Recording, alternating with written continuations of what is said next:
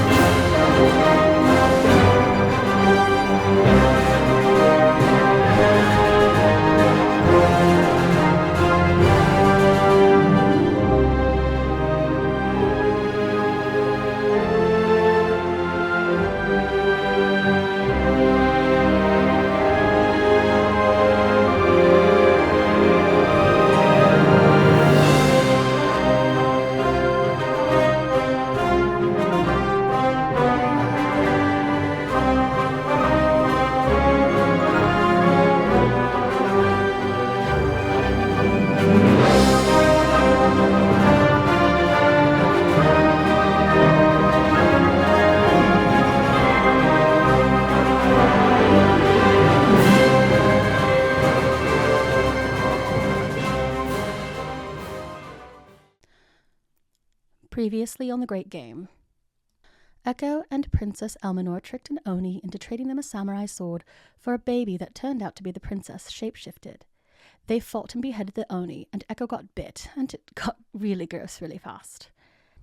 Back on the boat with Echo's crew, Echo had her shoulder treated and found out that they're planning to steal a boat called the Empress of Japan.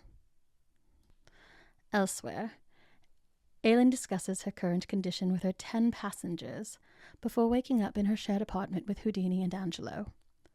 The group discussed their plans for the day, including attending the showing of 2 new films, but first Houdini realizes that he's missed a very important anniversary. Aylin heads to the theatre without him, where she meets fascist mages from the Syndicate and finds out that they're trying to kill Houdini and Angelo. In the ensuing chaos as she tries to stop them, Aylin manages to creatively teleport a man into another person, saving her friends. However, the teleportation goes wrong, and she falls into the Pacific Ocean. Across the country in California, Sloan wins a bunch of money playing Texas Hold'em against her Uncle Wyatt and a man named Mason, who challenges her to a duel with guns. Sloan outclasses him and chooses not to kill him but maims him instead, giving him the chance to go home to his family. When she returns to celebrate, she is tricked and ambushed by vampires who have a grudge against her late father, Doc Holliday. They drain her and steal her guns. She is saved by her Uncle Wyatt, who bursts in and shoots the vampires before telling Sloan to run. As Sloan runs and bleeds out, she finds herself passing out on the beach, where she is scooped up by the crew on a ship called the Empress of Japan. Sometime later, Aylin wakes in the infirmary to the sounds of the crew bringing in another body, a woman pulled from the ocean. And now, paths cross, plans unfold, and the next moves in the Great Game begin. I'm Clara Allison, and I'm playing Aylin Crane, the Inquisitive. I am Freyja. I'll be playing Vertivale, aka Raven, the Marshal. I'm Bloodied Porcelain. I'll be playing Sloan Holliday, the Inquisitive. Hi, I'm Termite, and I'll be playing Echo, the Underground. And I am Overthinker, your storyteller for the evening. Welcome back, players. Hi. Hi. What I missed? Some stuff. There's a whole I don't know what you're recap. talking about. All right. In the 1890s, the West America to Asia crossing was an established maritime route dominated by steamships, particularly for trade and passenger transport, while migration was heavily restricted by the 1882 Chinese Exclusion Act. Key routes connected San Francisco to Hong Kong and Yokohama, with liners often carrying cargo like oil and kerosene to Asia and returning with tea, silk, and spices. The Empress of Japan was built in the Naval Construction and Armaments Company by the Naval Construction and Armaments Company at the Barrow in Forres, England. She is a 5,905-ton vessel, the length of 455 feet. Her beam is 51 feet. She's a white-painted clipper-bowed ship with 2 buff-colored funnels and a band of black paint at the top of each, 3 lightweight schooner-style masts, and an average speed of 16 knots. She is equipped to provide transport for 770 passengers, 120 in first class, 50 in second class, and 600 in steerage, with an approximate crew of 170. Raven. You know? We're going to go Yes. back. Leaving London wasn't overly challenging after all you've been through. Lyra, your sister, has spent the years you were trapped in the dreaming getting to know people with certain skills, and a few pounds in the right hands and you were on your way out of England. Of her safe houses, the first you were able to find was in Monaco. And as you arrive there and begin to put down your bags, weeks after your exile from the military and the country, and I believe last we saw you, you had been charged with treason.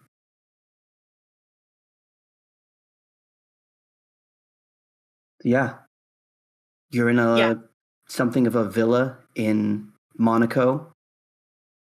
Not much of a view, as that would make it easier for people to spot you. It's you, Price, Drusilla, Lyra, and Victor, Lyra's boyfriend. How are you feeling, having just run away from everything you swore to protect?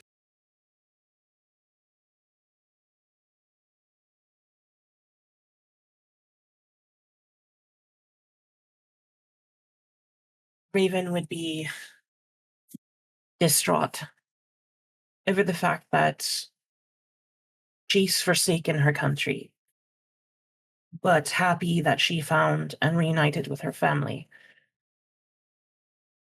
A mixture of loss and hope as she stares over the countryside.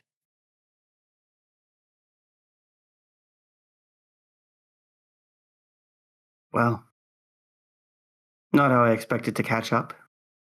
Your sister sits on the sill next to you. But here we Well, are. Indeed.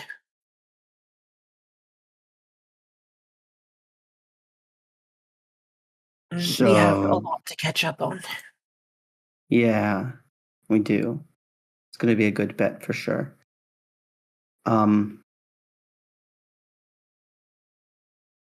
Are you okay?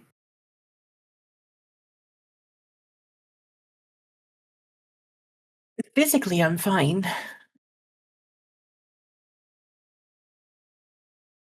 Fair enough. Otherwise, as good as I Right. can be.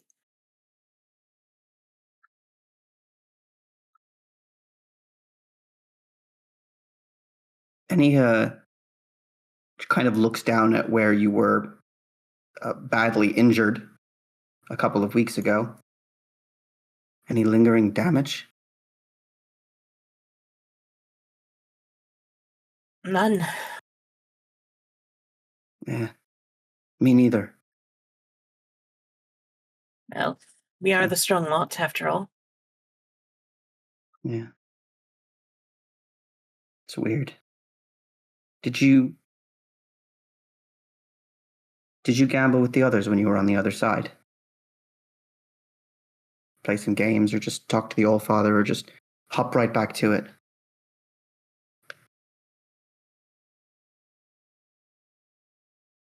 I talked. Mingled a bit. Hmm. It was strange. Yeah. Like I was supposed to be there, but I wasn't at the same time. Did they tell you you were mad for coming back? And a few other things, yes. Yeah. But I couldn't leave things undone. No, me neither. Plus, I met that one.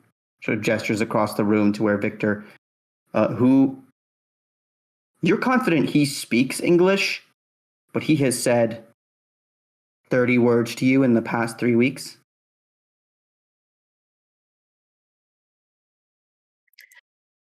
He's not much of a talker, is he?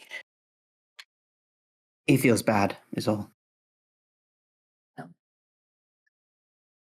Yeah, if he doesn't meet your eye, it's because he's embarrassed.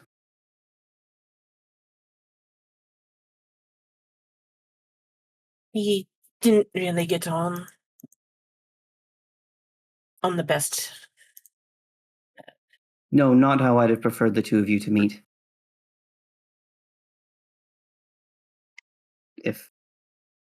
I guess I hadn't really thought about how you would meet, or should.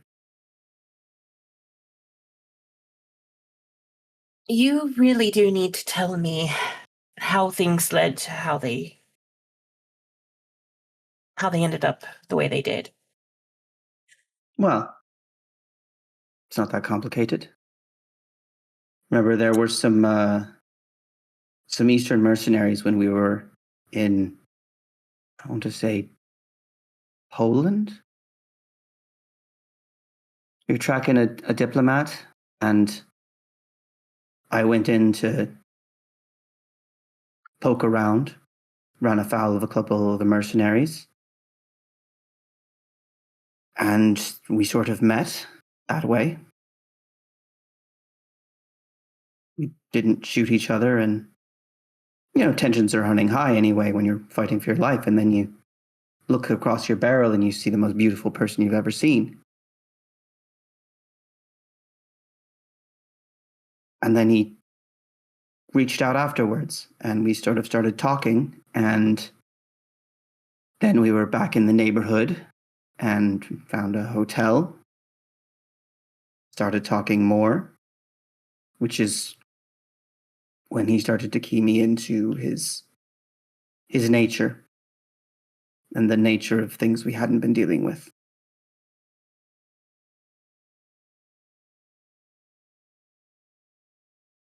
Does that answer your question?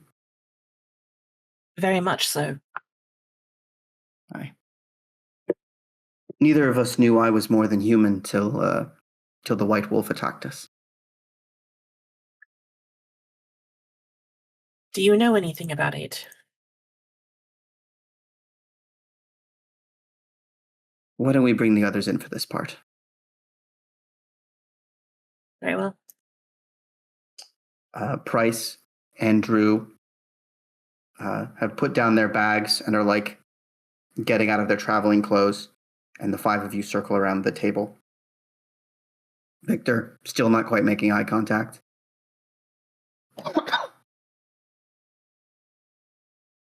But Lyra sort of nudges him. What do we know about the White Wolf?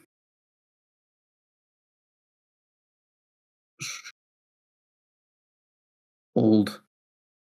She is extremely old. And powerful. I do not know who her people are.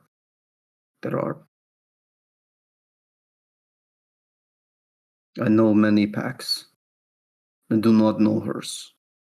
Did not know she was existed. And this is strange. One as powerful should be known. She is a secret. among our kind.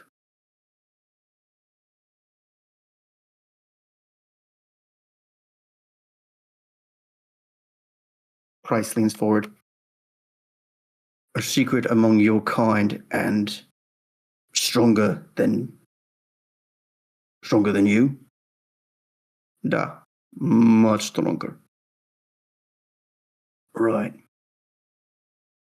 That's not great. Drusilla bumps his shoulder, makes a couple of quick hand signs. He nods.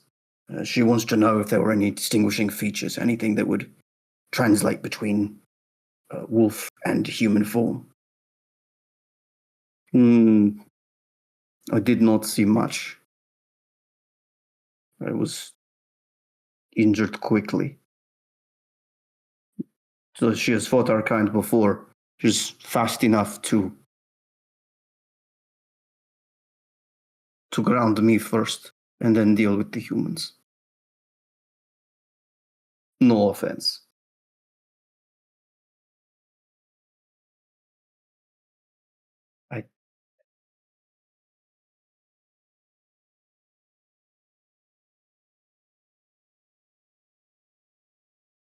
So she's been hiding for some untold years, and we don't know where she's come from. Yes. At all.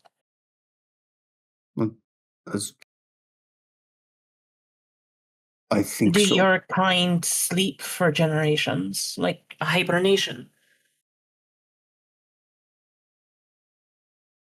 It's yeah. Anything is possible, but I do not know of this.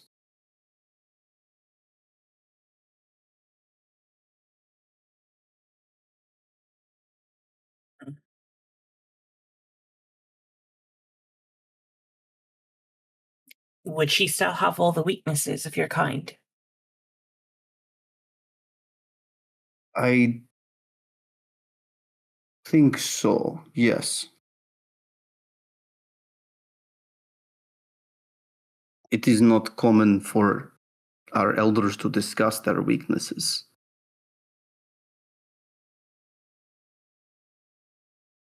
But I don't see why not.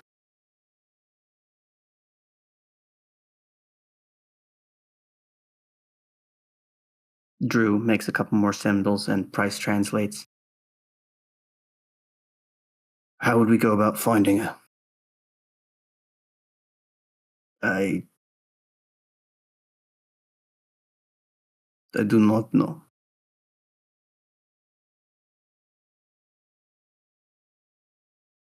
Do we even I know what she's after? That night she was after me, but again, she does not. All I know is that she is old and strong. If there is more, it is yet to be found.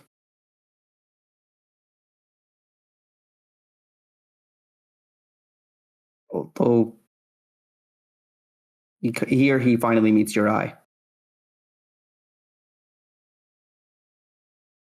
It is not common for werewolves to spare humans in a fight.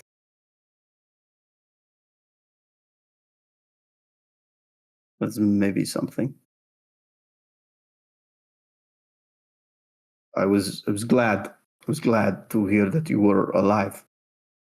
Both of you. Looks to Drusilla. A little surprised.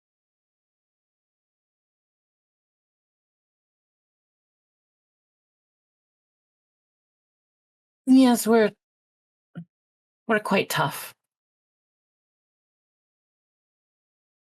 He inclines his head in what could be like an agreement nod or a show of deference.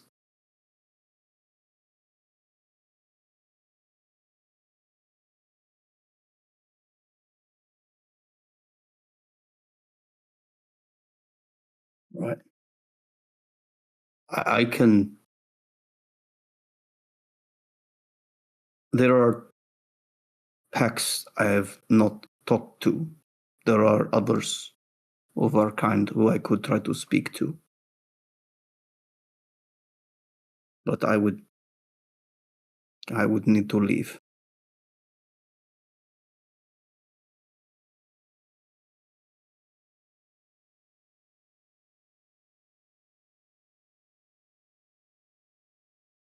I should We actually need go as well. information. Price nods. I should maybe go as well. I don't think it would be easy for me to convince. Well, with a little bit of fieldcraft, we might be able to convince my prior employers of a falling out between me and you. I could get my old job back or something close to it and keep an eye on the investigation.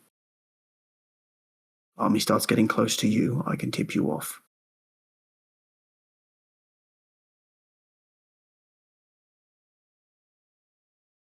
Eyes and ears everywhere as we need. Something like that.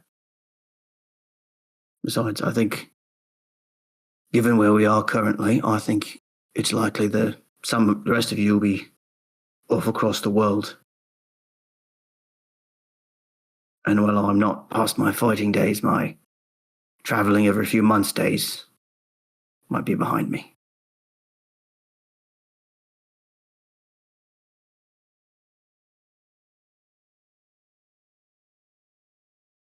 Drew makes another quick symbol and raises an eyebrow at him. Right. Someone will need to learn sign language so she can talk properly to you.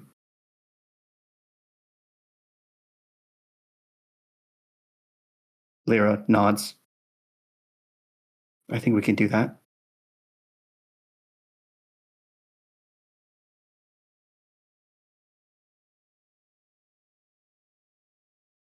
Is there anything Raven would ask for in this moment or want to put in motion?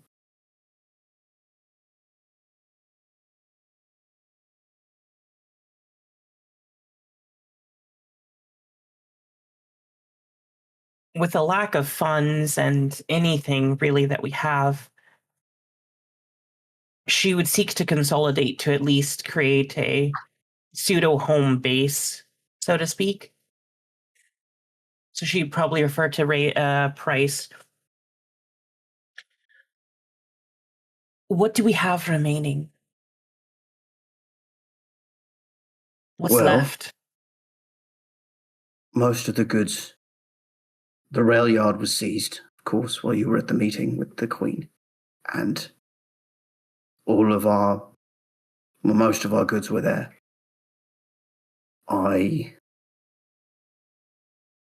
You've got your weapons, bags, clothes, whatever we brought with us physically.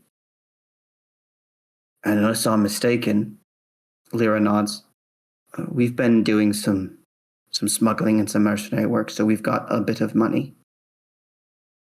It's not we'll be fine for train tickets and hotel rooms, as it were.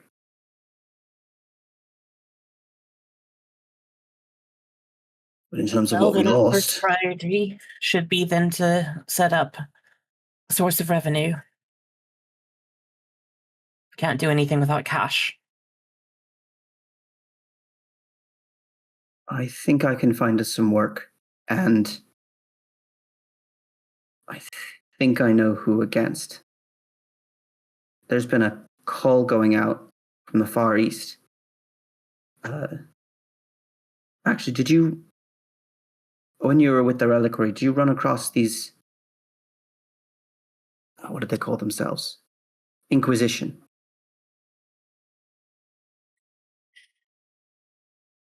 Yes. Briefly, I recall. You know who they are? Have you dealt with them directly? Or just... No. Yes, it was direct.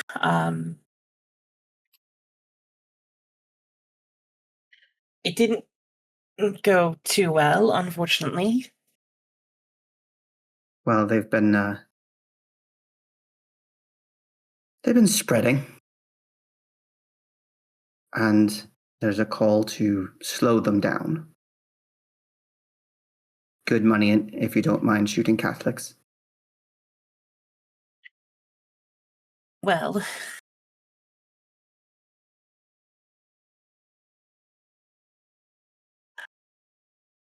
I'm not opposed. Drew nods. And then signs to Price for him to translate. It will be easier to hide the further we go from England.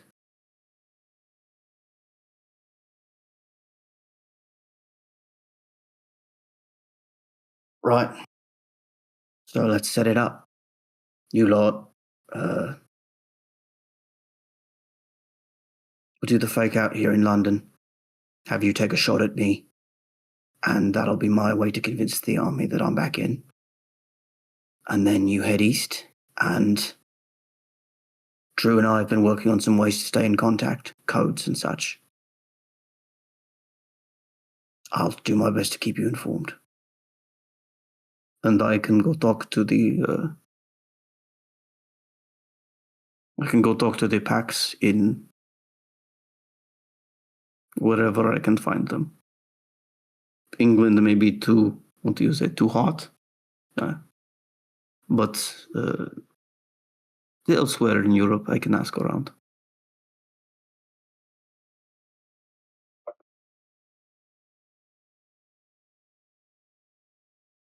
Does it sound like a plan?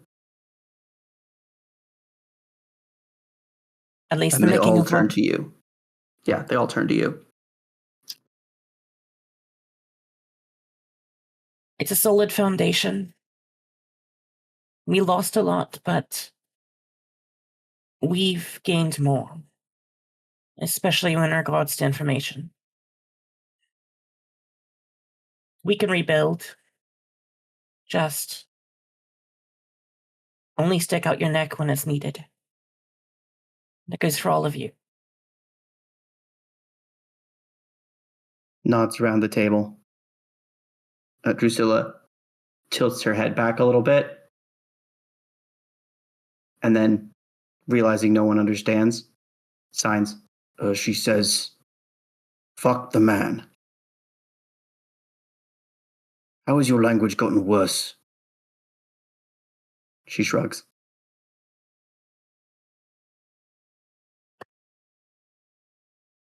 And people begin to move. 2 days later, you fake an attempt on Price's life to make it look like the two of you are no longer aligned. And he's on his way back to England by the end of the week.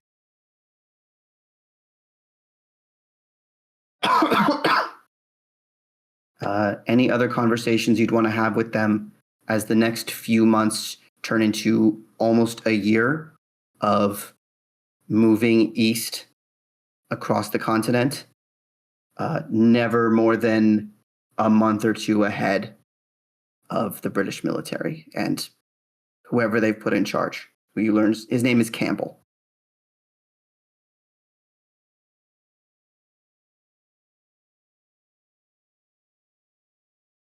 Just playing catch up, Raven would be, now that some form of communication has been established for everyone, essentially, and trying to keep her other side as much as possible on the down low.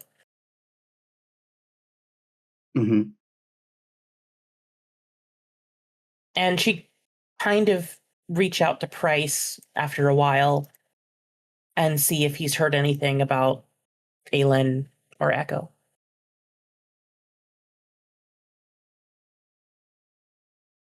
At the very least, to know that they're not been captured. For sure, or worse. for sure. I'm actually going to make a roll about that. It's a H roll, right? Yeah. Okay.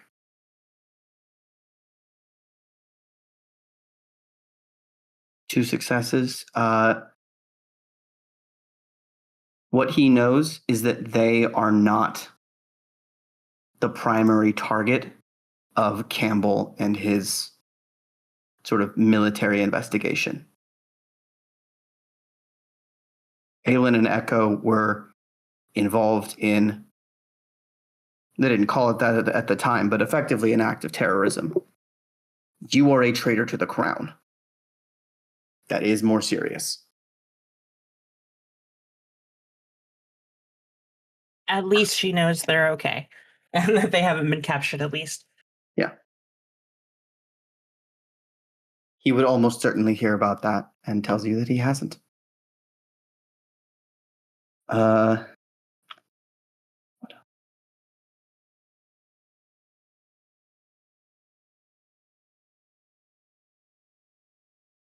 Yeah. You go east and start picking a fight with the Inquisition. Echo. Hi, hello.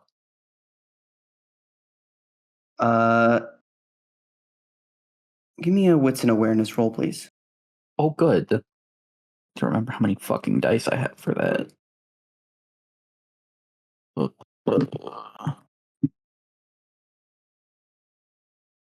Yeah, 2. 2. Okay. So it is initially confusing when you wake up to hear screaming and shouting and wailing.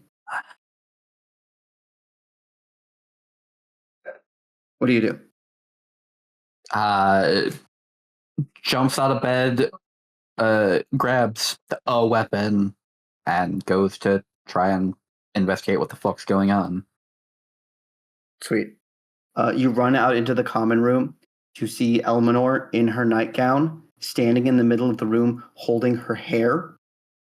And half the crew and some of your guests are just like wailing and flopping around or shaking each other and crying. I'm gonna need you to make a resolve and composure check as Elminor's sadness and misery hits you like a wave. Oh, good. Fucking seriously? Hold on. Also, you have regained 4. some since last time. Willpower. Yep. Cool. 4 successes. 4 successes. Excellent. You retain command of your faculties and are able to distinguish between Elminor's feelings and your own. You still feel an intense sadness, and give me an insight check as this washes over you to try and get some details. Oh, you did boy. well enough that you can examine the emotions instead of just feeling them. Sure. 4 successes on 3 days. Fuck yes. 4 successes on 3 dice. Elminor is afraid. She is terribly, terribly afraid. And as you look, she turns towards you a little bit, and you see what she's holding in her hand, still attached to her head, is a gray hair.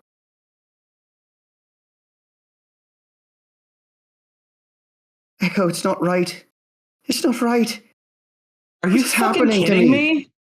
What's happening to me, Echo? This isn't supposed to happen. It's not supposed to be like this. I can't.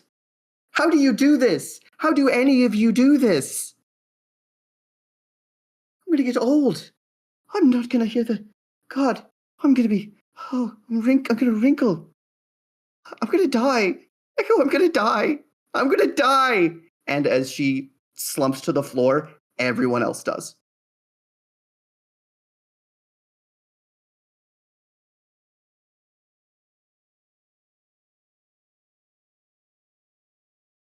How does Echo respond to this? I think Echo's just fucking standing there, just staring at her. You're...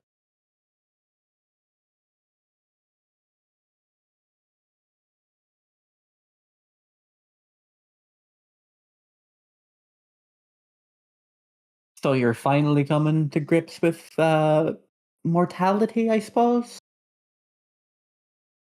I don't know how any of you do it. It's fucking crazy, okay? I'm not supposed to be like this. I'm not supposed to be here. Yeah, I'm well, not then supposed to get these. Yeah, well, then you decided to try and overthrow your parents, and how'd that go for you? I thought it would be better. They're just hiding, and I could have been part of the world, but not like this. Oh God, I'm gonna die before all the good music happens. I'm never gonna hear David Bowie. Fuck, I'm never gonna hear David Bowie. I have to live. Echo, I have to live. I have to. And she gets up and like comes towards you. I have to live. Okay, I'm gonna find a way, right? We're gonna be okay. I'm gonna be okay. Tell me I'm gonna be okay. Please, please, please tell me I'm gonna be okay. The whole room is looking at you. You're going to be fine. Does Echo believe that? No, Cool. not even a little bit. Manipulation and subterfuge.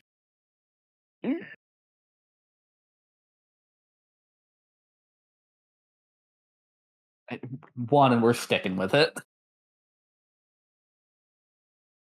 You're lying to me. You think I'm gonna die? You think I'm gonna fuck? Oh God. How do you? It just ends. You're just alive, and then it ends. Why do any of it? You know how few people get remembered? You know how few of you humans, I mean, you're just these linear little things drifting through life.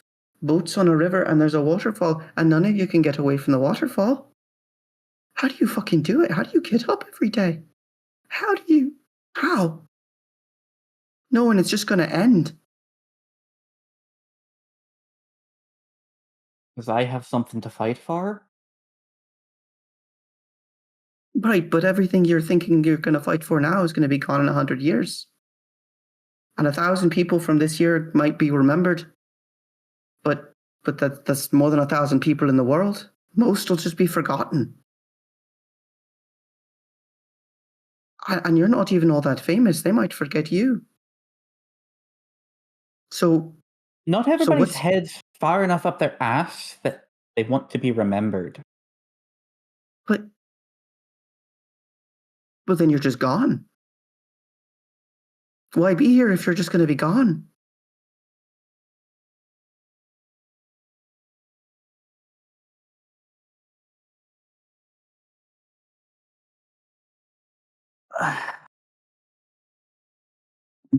I'm not sure that there's a way I can put this that you'll understand. Please try. And for the first time since you have laid eyes on her, there is an air of pitifulness. She's genuinely scared of dying, and she's never had to deal with that before.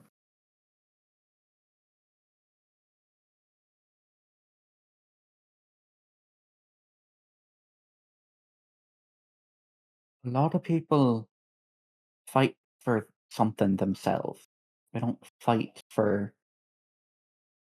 to be remembered or anything out there. They fight because they have something that they believe in. That's why most people do it.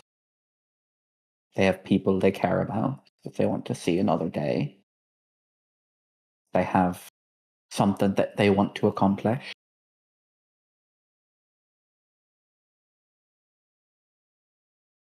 It's not about being remembered or being famous. Find something to live for yourself, not whatever it is that you were living for before.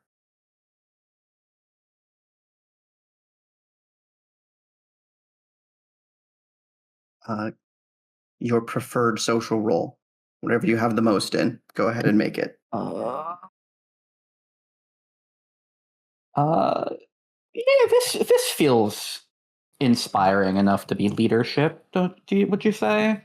Yeah. Just very much looking to you for direction right now. I'll I'll take 3.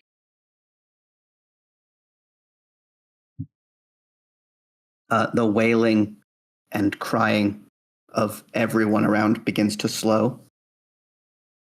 And you see her start to breathe normally again. You just pick something. You just decide, oh, this is what I'm for. Not necessarily something you decide on. It's something that typically wanders to you. But more or less, yeah. Right.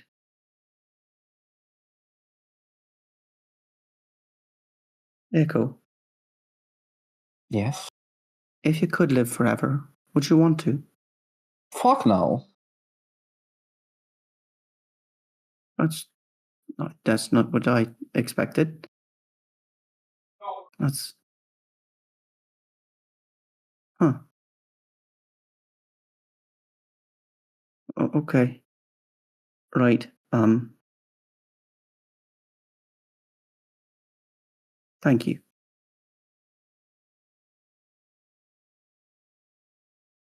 Yeah. I don't think I'm ready to... You know what? We're up. Hey, everyone, we're up. We're up.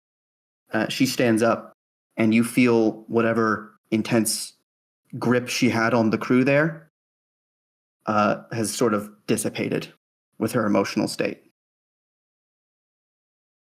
Right, I don't think we have any more time to lose. Let's get to our positions and get out of this bloody dock.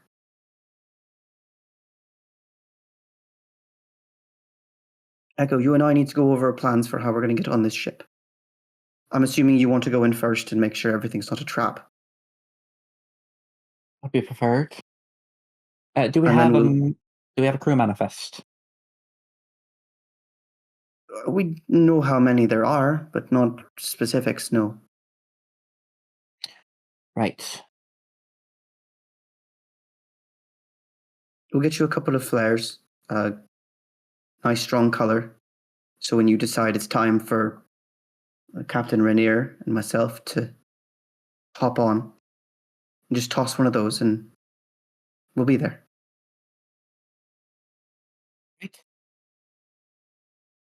Right. Wipes tears off her face and sort of shakes herself. And then she takes a minute and wraps her fingers around the gray hair and pulls right out of her head. Let's get to it.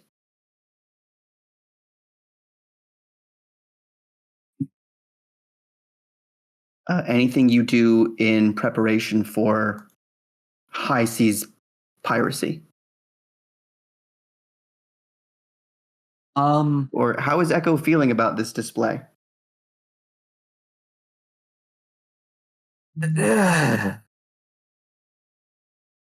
She's tired. She desperately wants to grab this woman and shake her until she understands the fucking... One, how to deal with fucking emotions. Because, Jesus Christ. Bottle them up like everyone else. Fuck.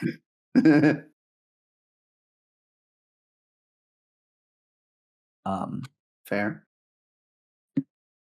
But mostly there's a part of her that's worried that this is just a play to get sympathy. But I will say, yeah, because of that insight check, she might have hammed it up a little bit at certain points, but when you walked in, the fear was real.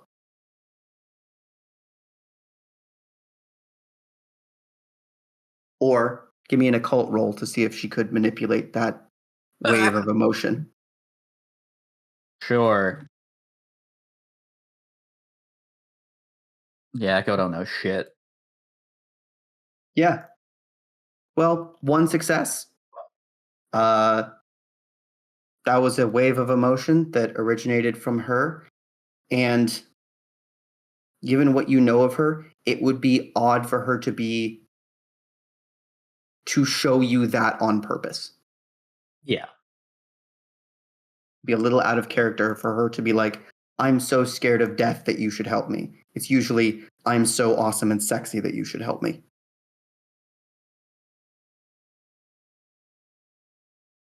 Yeah, she is. A part of her is I don't think happy is the right word. But seeing Elminor finally maybe starting to come to grips with reality,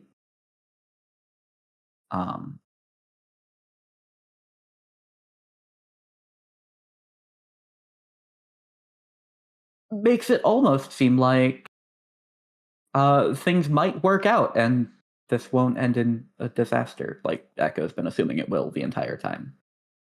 Hard to relate to an immortal being who doesn't understand existential dread. Yeah. Especially as somebody who wakes up every day and fights that existential dread to risk her life doing insane shit. Crime. Yeah. All right. The ship is underway.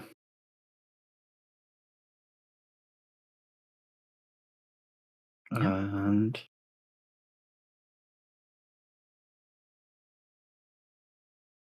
I think we're going to go.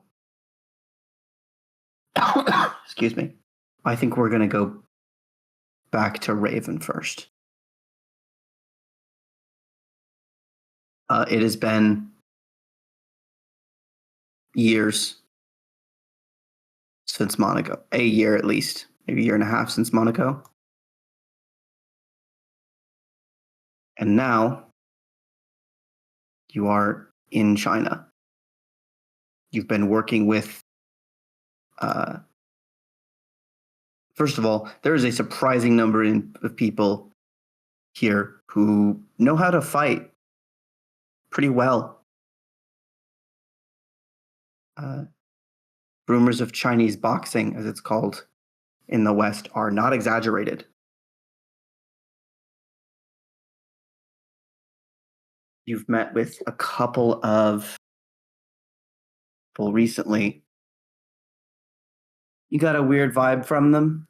And they only met with your group at night.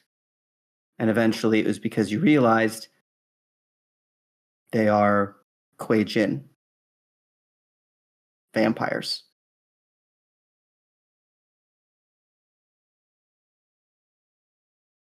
But they hate the Inquisition as much as you do.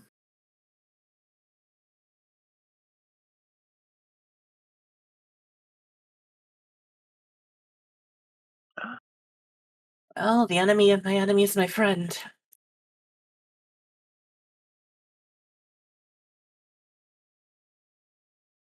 Sometimes it's hard to sit with them, knowing that their preferred diet is what it is. But they are very helpful, and tonight they're going to be very, very helpful. The vampires of China are strange to your Western understanding. Here in the Shantung province, your allies against the Inquisition have been sparse and stranger by the day.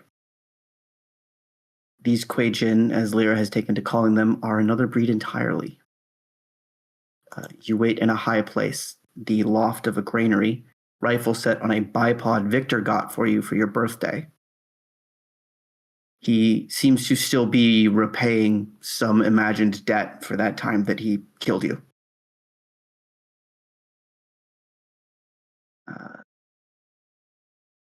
Drusilla is next to you with a set of binoculars, and she's chewing on these green leaves that help her stay awake, because it's probably a little past midnight at this point.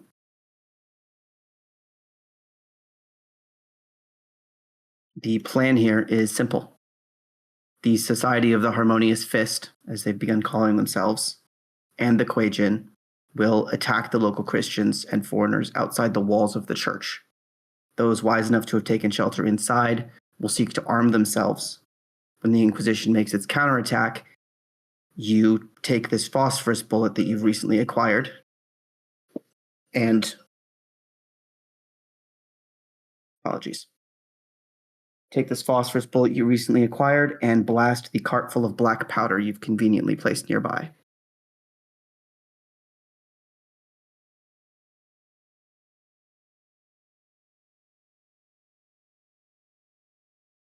He'd be watching intently, but out of the corner of our eye, keeping an eye on Drew as she munches on her leaves. I'm assuming they're like just laid out in front of her. A couple of things are laid out in front of the two of you. Your rifle, obviously, some extra ammo. She has the leaves, which she has offered you one. And She would take one.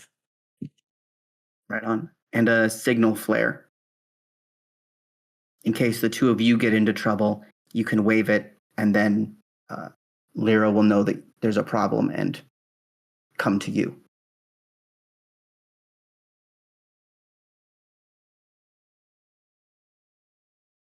And then there it is.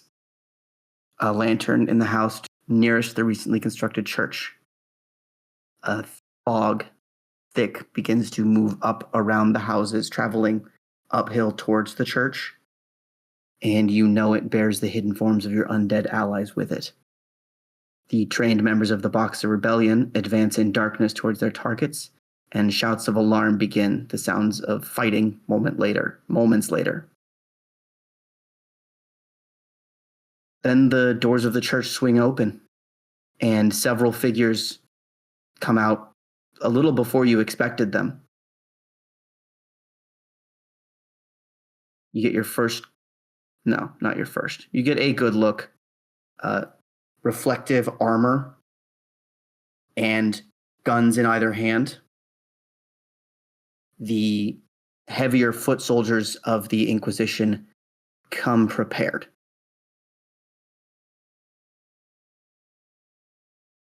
And battle commences. He would take aim immediately, waiting for the perfect time to take out as many as possible. All right, give me a... Let's go intelligence plus firearms as you try to set this shot up correctly.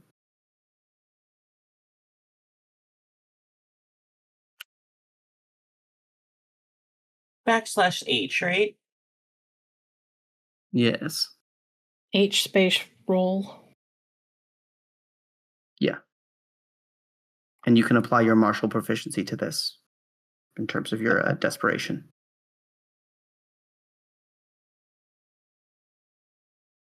You said it was intelligence plus what? Firearms. Firearms. Just double checking.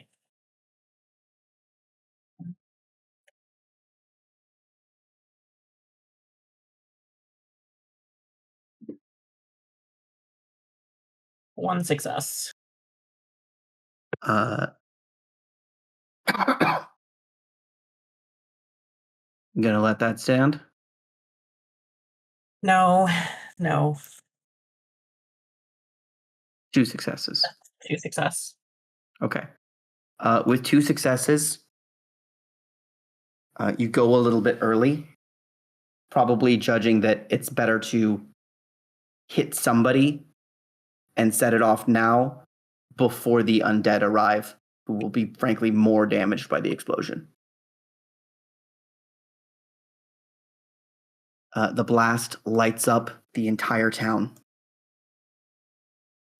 One of the armored figures is consumed in the fireball. The other 2 are knocked to the ground.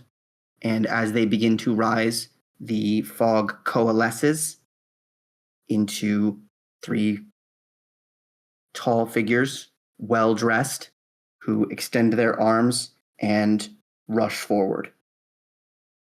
Claws out.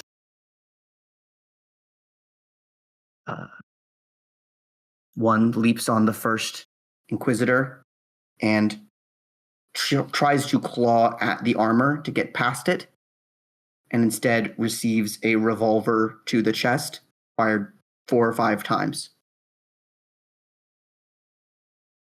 The other 2 grab the second Inquisitor and drag him away as the human effort begins. some coming out from the church, others rushing forward with farm tools as weaponry. What would you do?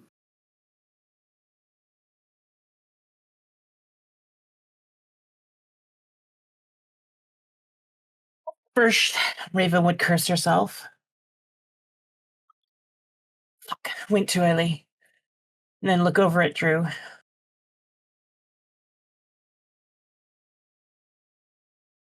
She We raises need to her get eyebrows. moving. We shouldn't stay in one spot after this fire.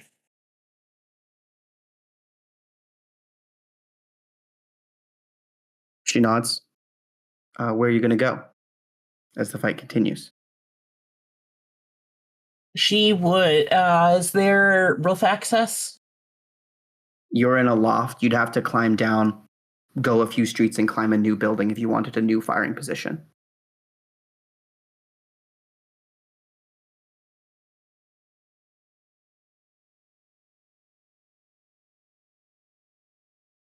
It would be safer, but it would put you out of the fight for a minute.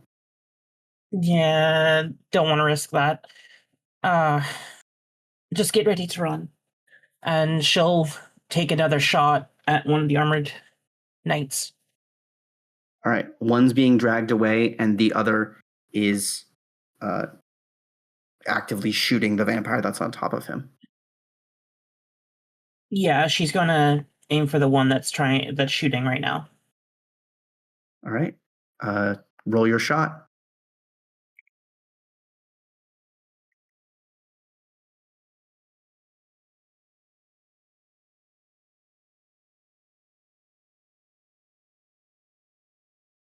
That's better. 7 successes. 7 successes. You sighted on this figure.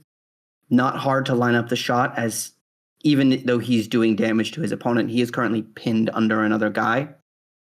You blow a clean hole through both sides of his helmet.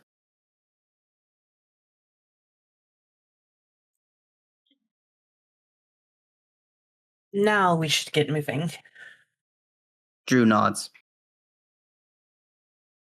As you do, you see, moving through the shadows, Lyra heading inside to try and steal whatever she can about the Inquisition's activities. Several fires are starting to grow as the explosion hit a nearby house.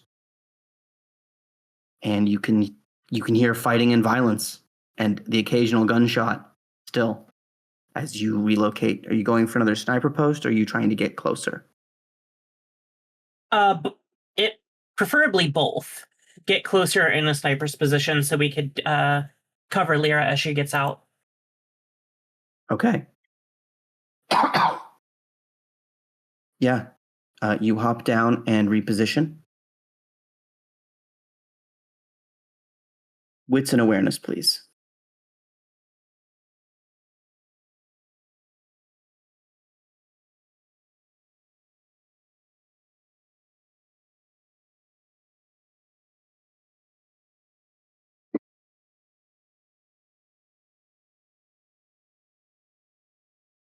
That is only a 2. All right.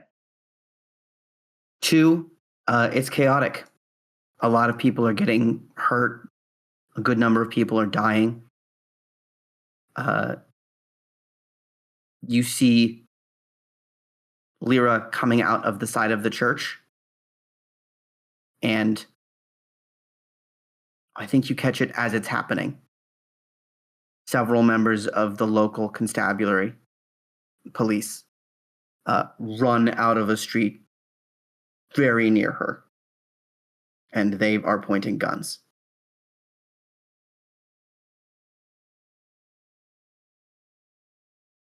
The flare that I have isn't like it's just like a road It is flare, not a right? flare gun. No. Yeah. It is a thing Okay. you hold in your hand and light and hold up, and it makes a bright color. Might distract them at the night, but might not.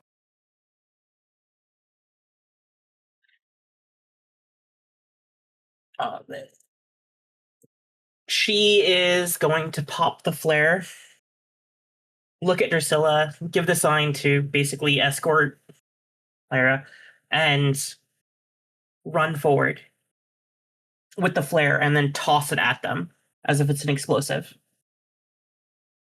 Okay. Give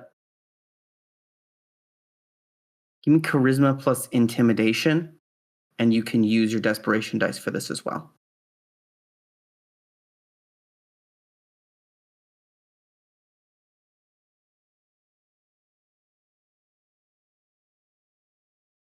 I believe you have intimidation, right?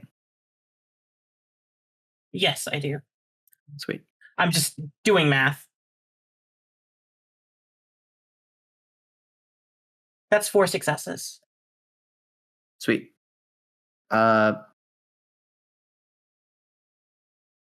Yeah, you run up, probably yell like fire in the hole, and throw this flare at them, and they dive for cover. And the three of you take off into the night.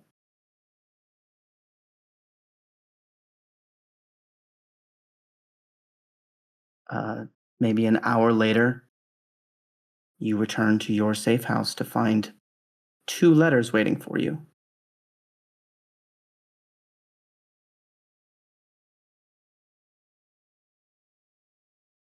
The rest of the fight goes pretty well. It goes how it usually goes. A lot of people get beat up and die. But you got what you were after. Oh, actually, you tell me, do you stay and make sure that the Inquisition are dead? That all the foreigners and Christians are dead or run out? Or do you have what you came for and then you leave?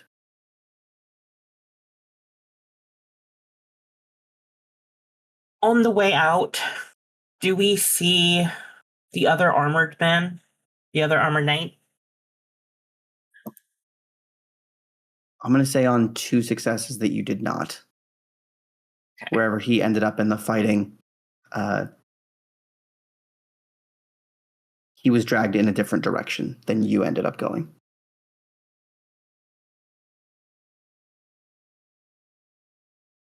No, we did what we wanted to do. We did what we came to do. We'll Yeah. dip. Okay.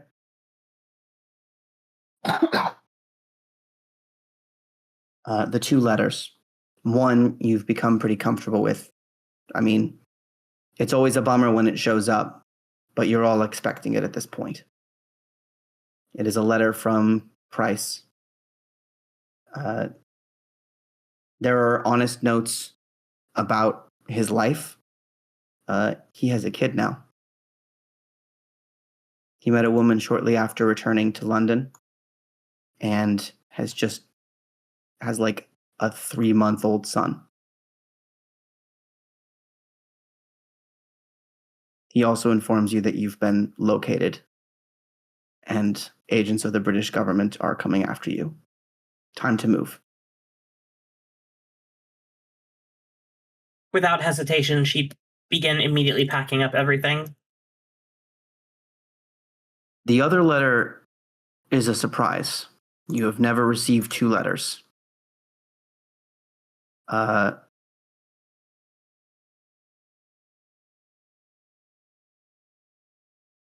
It reads as follows. To Miss Marin and the Sisters Vale, I hope this letter finds you in good health and circumstance for all that has passed since last we spoke. I hear you are engaged in military action against Catholics in the Orient. I commend you. One's loyalty and faith in nation should not be discarded simply because a nation fails in its loyalty to you. To wit, I write you on the matter of correcting our abrupt dismissal of your service from our military. We extend to you and those of your choosing a pardon, in the event certain expectations are met with reasonable haste. 3 men of poor character have chosen to make their failings a matter of embarrassment to the Crown, and have become sufficiently a nuisance as to warrant action. The first is a man named Edward Rowell. He is aboard the ship called the RMS Empress of Japan. The second is a Dr. William Moore, who fled to Paris with goods stolen from my own house. The last is Vicar Francis Calcott, an inquisitor. When none of these 3 men remain to steal air from good folk, return to London, and we will have the matter of law set right at once. Best wishes of the Crown to all 3 of you, Her Royal Majesty Queen Victoria of the United Kingdoms and Great Britain and Ireland, Defender of the Faith, Empress of India.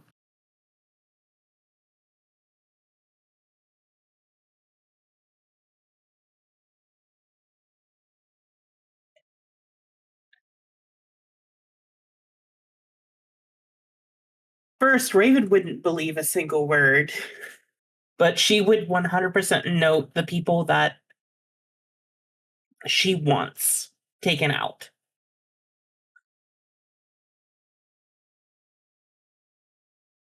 Priority 1 is to get out. So she's going to make sure that everyone gets out, and while on the move, discuss that letter with Drew and Lyra and everyone else that is available.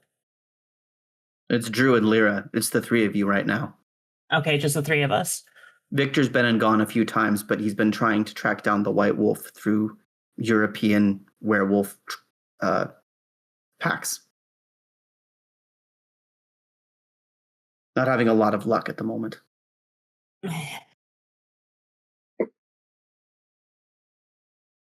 Well, I do.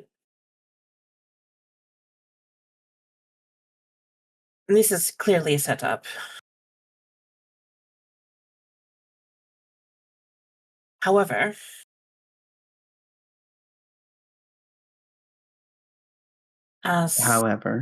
yeah. we've learned, the enemy of our enemy is our friend. Is it a setup? I mean, she could be genuine. She tossed us out. Right, and now she needs us again.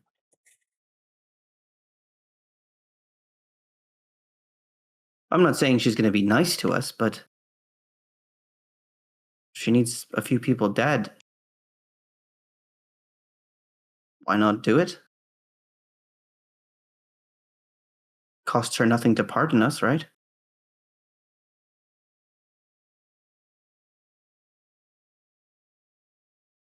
I'm just saying it would be nice not having to get up every 3 months and Drew signs have a friend. It would be nice to have a friend. But you both know that loyalty, something else is going on. She tossed us out.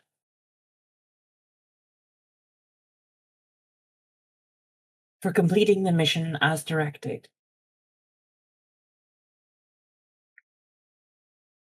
And hid a great portion of things from us. Give me an insight check.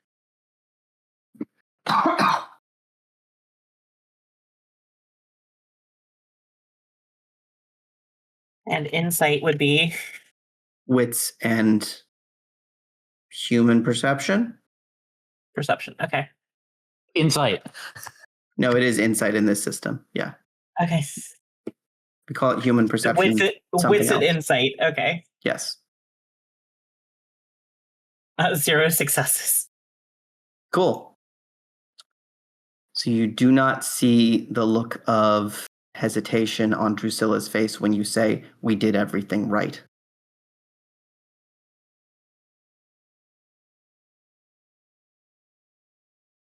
Continue.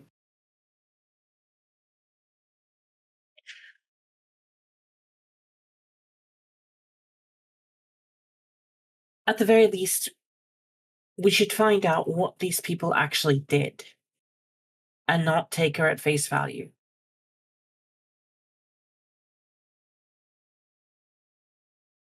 Yeah. That does make some sense.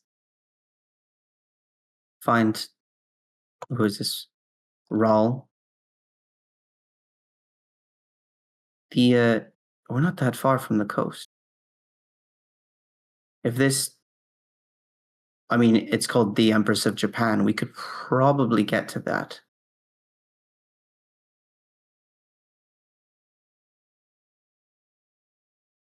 At the very least, we can do some information gathering.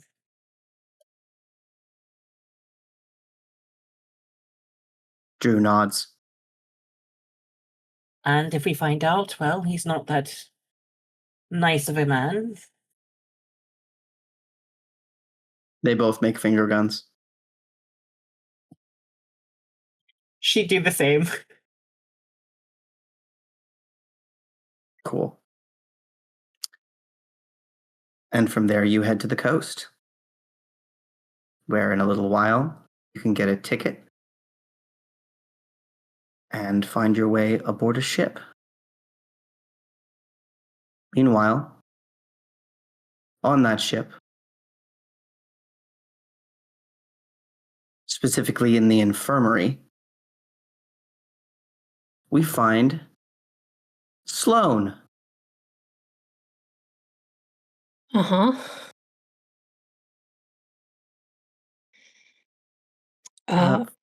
Roll wits and awareness, first of all. Okay. There's a thing I might give you.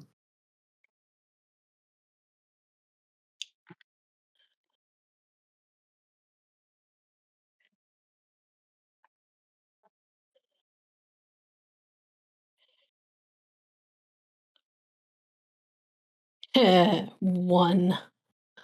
One success. Yeah, I'm going to keep it. I almost bled out last session. It's fine. It makes sense that I'm not fully on top of things right now. Correct. You come back. Your perception is severely limited. Your whole body hurts.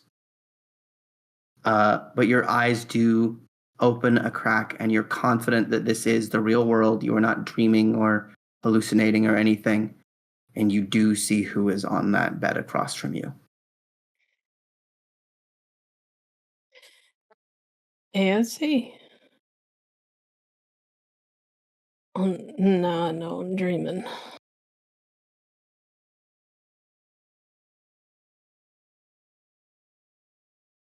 Well, maybe I'm dead.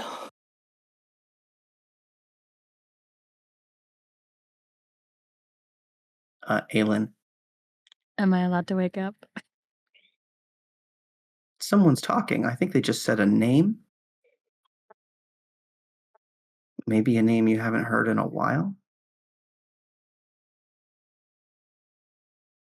Aylin rolls over like she's just woken up from it's a lovely morning.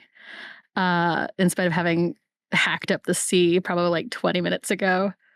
And just very quietly you hear, she turns and she goes, Viragum. And just doesn't open her eyes. She's just back asleep.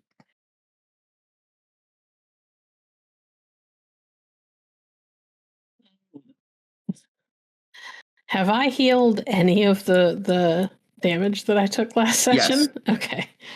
You have recovered. Let's say, what is your stamina?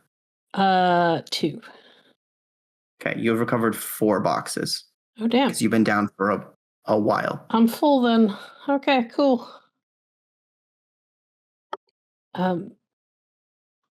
Well, everything hurts, but I don't feel quite like I'm dying anymore, so that's nice. Yeah. Let's say you've got, out of lethal damage, you've still got 3 bashing. Okay. Sorry, everybody. I gotta remark my sheets. I thought it was good. Okay. I'm not that nice. I am going to push myself up to sit and kind of bite back the urge to groan, as I'm sure the world tilts a little bit. And I will slide off of the table that I am on and kind of stumble my way over. And with like one hand that is shaking like a leaf, will just barely brush her curls. Like, I don't believe they're really there.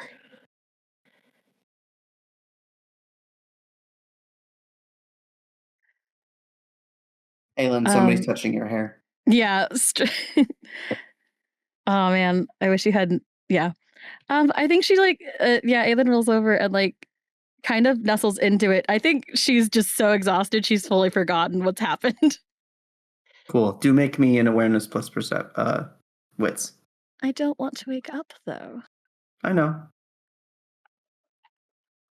That's why I'm letting the dice decide if you get what you want.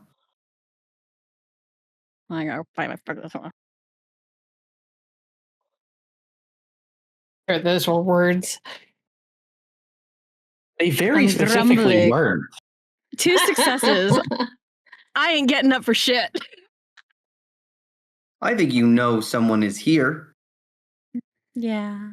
You haven't quite put together where here is. It's not your bed. If I recall, I feel like shit. You do. Yeah, there's a fair amount of strain that you've been through recently. Can I hear any of the voices in my head? Yes. They are kind of coming back into focus and then drifting out again.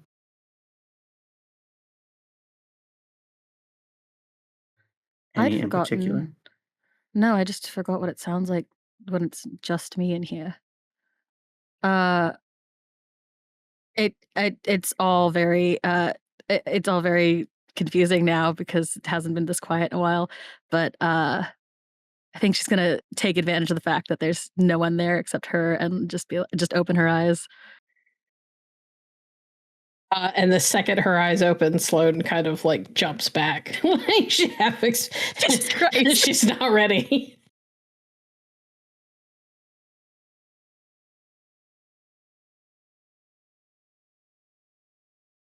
Aylin like rubs her eyes and like I think I'm dead.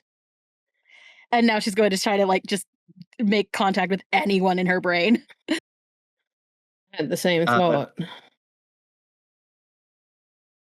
Yeah, a couple things become clear. First of all, you are in what appears to be a ship's infirmary. It's clean. You're on a bunk, like a fold-out. You don't feel cold anymore, but you definitely did. Also, as soon as you reach out for them, all of the spirits are like, "What's happening? Where are we? How are you? Are we okay? Are you dead? Are we?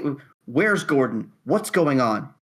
What? Yeah, Aylin like fully she You have a sat headache. up and Take like a point of subdual damage.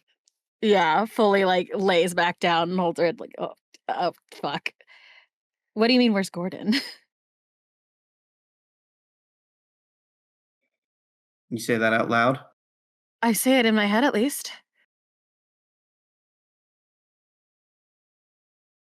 Sloan. Yep.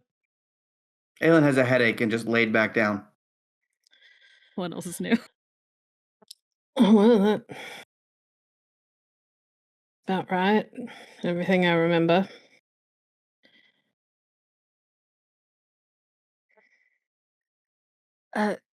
Please be quiet. I'm trying to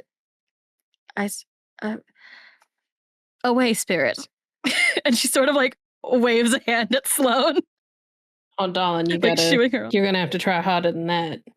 You and I both know I don't buy into all that. Fuck off, spirit. I do not want to deal with another hallucination right now. I'm gonna reach over and pinch her. Fuck!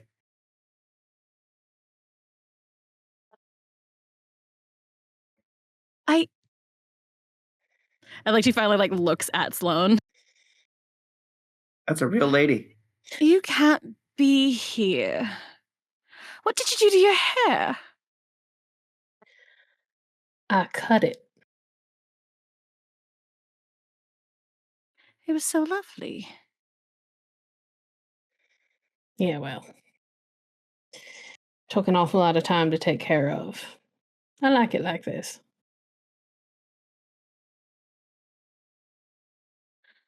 It looks good. So am I dead? Either you are to steal your accent. Either you are or I am. Or both of us. Or neither. This might be the worst form of hell. There's a chunk, and a door opens. Well-dressed man in spectacles and like a uniform. Pokes his head in. The second that ka-chunk happens, instinct takes over, and Sloan is between Aylin and the door. Oh, you're awake. Excellent. We weren't sure that you were going to. We are. Where are we? I beg your pardon? Where Are we? are we? You're aboard the Empress of Japan. A sailing vessel on its way out of the Americas, and we should be... Yes, we should be not far from mainland China at this point. Oh, hell. Fuck. I beg your pardon. Sorry, I understand you've had quite a fright, but that's no reason to lose propriety. Forgive me, verbal tick, injury when I was younger. We're headed to China. So it would seem, although we did pluck you, Mom, out of the sea. What? There are some questions about that, you see. How you got there, what boat you were traveling on. Were you perhaps endangered intentionally by some brigand or other? Is it too late to tell you I'm a mermaid? Ha! Well, it is good. A sense of humor is excellent for your health. Right. I was, dumped.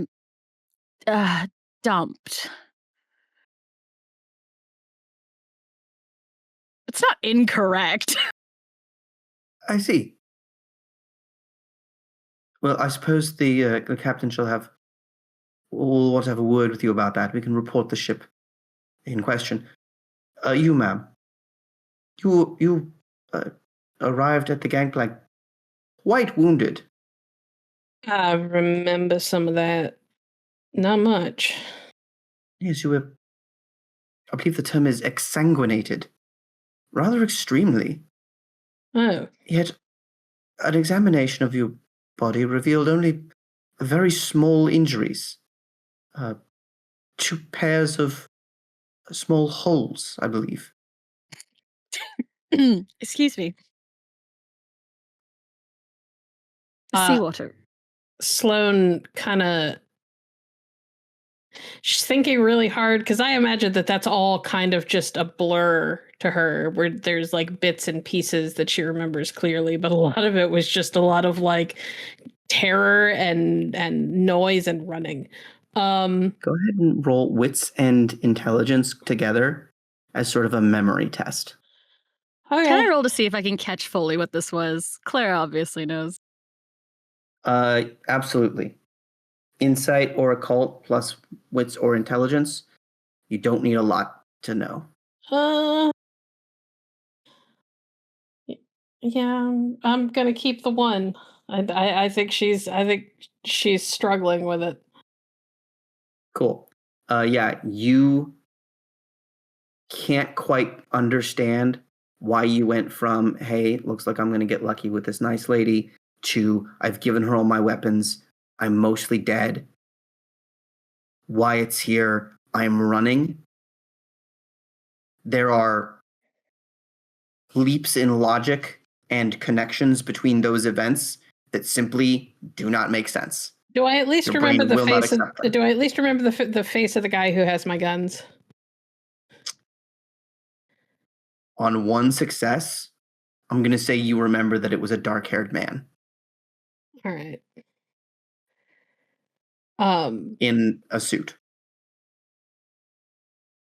Sloan kind of frowns, and for a minute she just sort of like rubs at the side of her neck, like she's not really aware she's doing it. And then that same hand goes like down to her hip, like she tends to rest it there.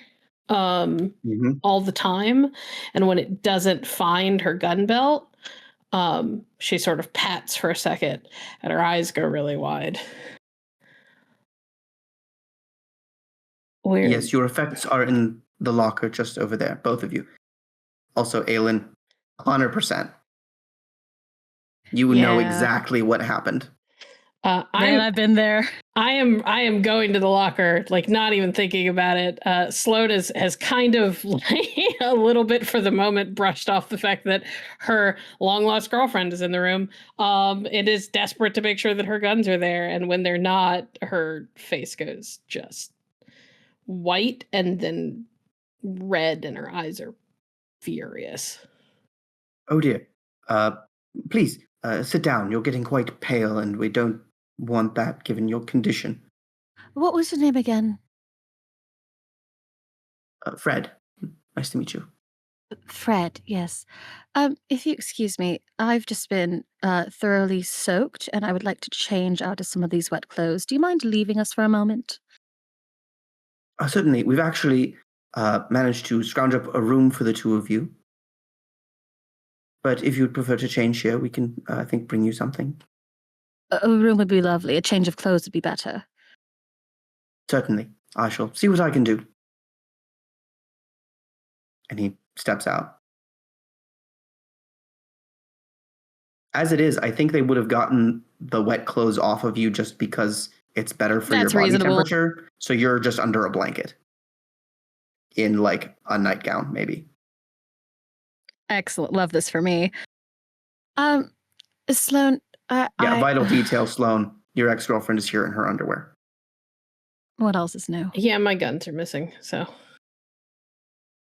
Priorities. All right. Exsanguinated.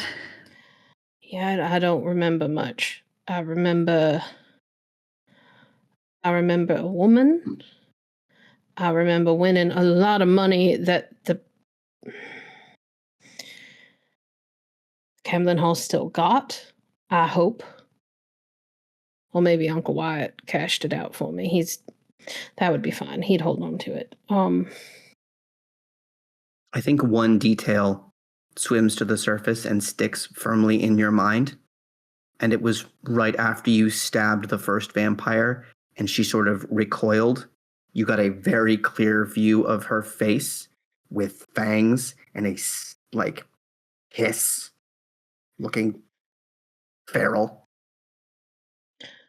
I remember the woman. I remember taking her hairpin and stabbing her, and she didn't die, which was of some concern, considering that I tried to stab her in the brain.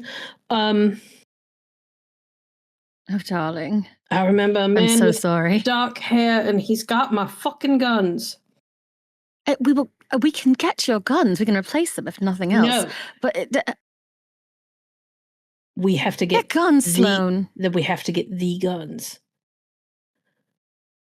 And I will remove the hands gives you the of anyone who has them.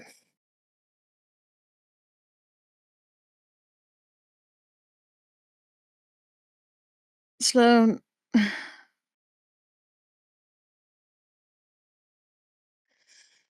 Sloan is pacing now. Sloan, please stop pacing. You're making me dizzy. Well, I'm sorry. I'm a little upset right now. I am thousands of miles away from home. My guns are missing. I don't know where Uncle Wyatt is. I have my home and my employees who have to be paid, and all the money that was going to pay them is currently back at a gambling hall 1,000 miles away.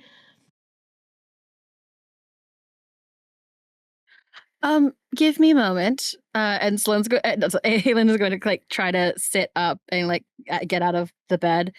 Where the fuck is Gordon? The spirits. What? Amanda is the loudest as usual. You mean you don't know? Of course I don't know. I was Why drowning. don't you know where he is? He was with you. You're all in me! And then you did something, and now we can't find him. Oh, you bastard. I beg you. What? Not you. Woman, you need to speak with me with a greater level of respect. I'm not. Okay, listen. I think so. Something happened when I was trying to get to Italy, and it ended with, I think. See, your teleportation was disrupted by another mage. And then where's Gordon? We're looking. You're in my body. And yet, perhaps when we can do some sort of examination of you physically, we can figure out. I cannot imagine he's just gone. For Sloan, Aylin isn't talking. She is reacting physically a little like she's talking. And you know what Aylin looks like when she's pissed. Sloan, your ex has lost it. Yep, no, I can. Sweet. Yeah, she just. So the good news is that you are not dead. Neither are we. The bad news is it doesn't look like we will be leaving this boat. Terrible news, Sloan. I think we're trapped.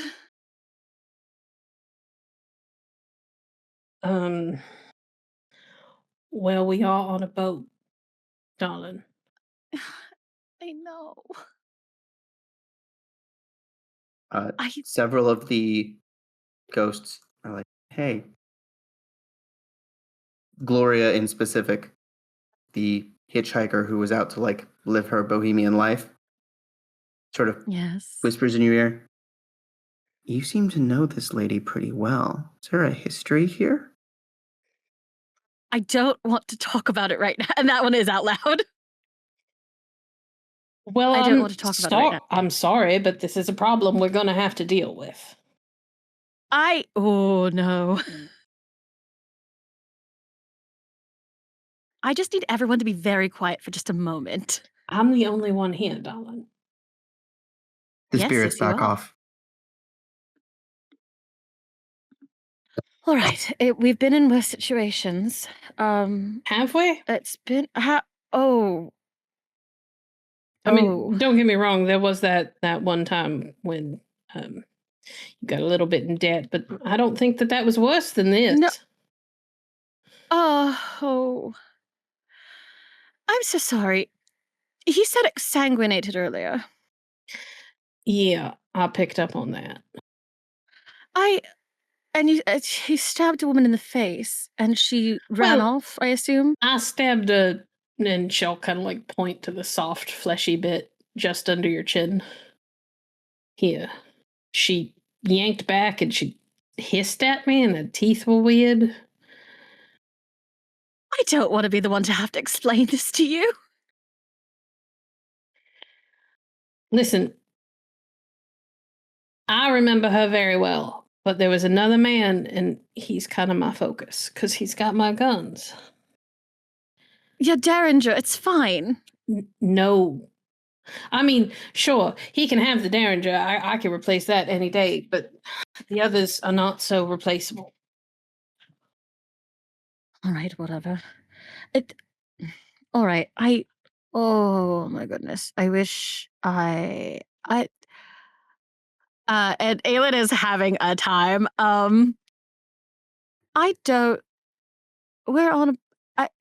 are you going to track a man we're on a boat headed to China? I don't know, Aylin. I just woke up around the same time you did. I've had about as much time to absorb all this information, on top of the fact that you're here and you seem to be losing your mind, which is not helpful. I promise you, if I was capable of keeping it, I would also be very elated. That's not part of this. That's a little bit part of this.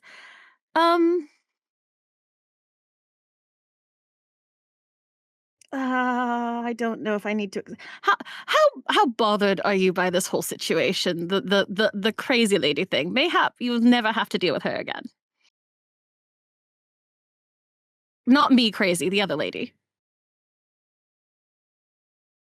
She looked like she was about to make a comment on the on the crazy lady, and then you correct yourself and her mouth shuts.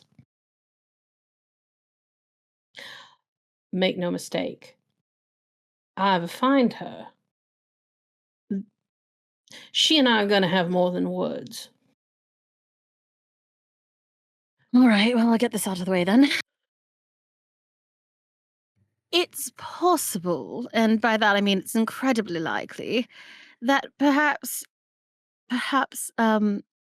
you've had a run-in with, a kind of monster. Go on. And it turns out they're sort of everywhere. You're going to want to be more specific. So here's the problem. I've spent a very long time. Oh goddamn, Aylin! I am not one of those people who pays to go to your shows. Just tell me what's going on. Well, that's the problem. You're not going to believe me. I think you would be shocked at the level of things I'm willing to believe. I think you were bit by vampires. And on that lovely note, we will take our break. Thank you for watching The Great Game. If you enjoyed this story, please make sure to like, comment, and subscribe to follow for more of our content. You can find all of our actual plays on our website at www.hallowedhavenstudios.com. Please consider supporting us on Patreon at patreon.com/hallowedhavenstudios. Your support helps make more stories like this possible. And welcome back. Raven, Hello. I have a question for you and your I might have an answer. traveling companions. How'd you get on the boat?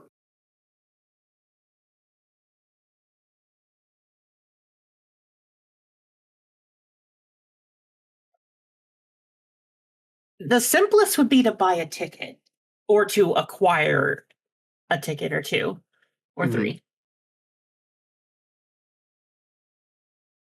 Seeing as we're not trying to draw too much attention, we would probably be disguising ourselves as passengers and acquire tickets through any means. Sweet.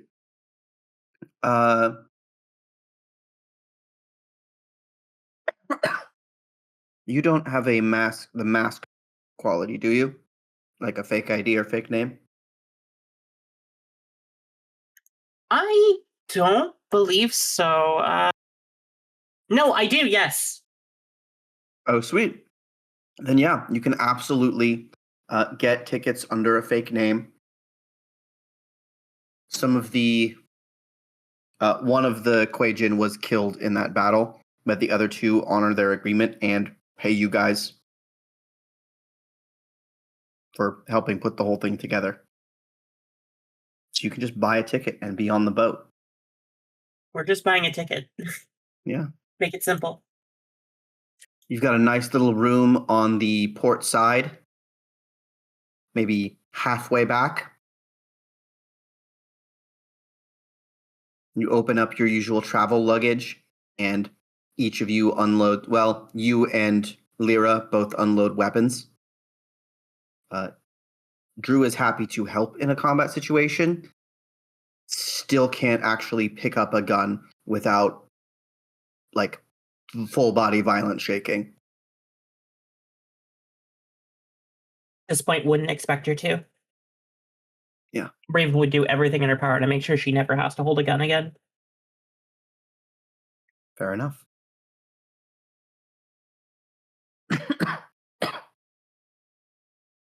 You've been on board for a couple of days now. First of all, it's a pretty nice ship. There are definitely amenities designed to make travel more comfortable and entertaining. There's a bit of a ballroom and a band that performs regularly. Sometimes it's dancing, sometimes it's just music while you eat. Have you done anything to try and track down this individual? Edward Rawl. We would all kind of keep it in the back of our head as we're traveling. Primary goal right now would probably to see where the destination of the ship is and where the stops are on the route to ensure anyone that's disembarking or embarking, they could keep an eye on to see if he is there and leaving or joining the ship. How will you know what he looks like?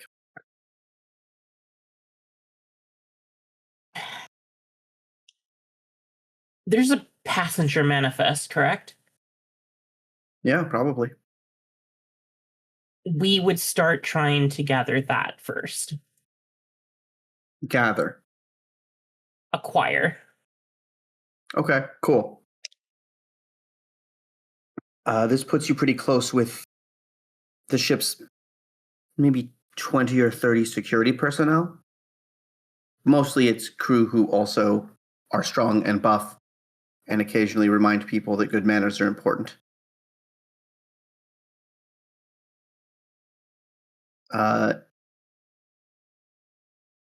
Yeah, do you want to try sneaking around? Do you want to try asking questions? How do you want to go about this?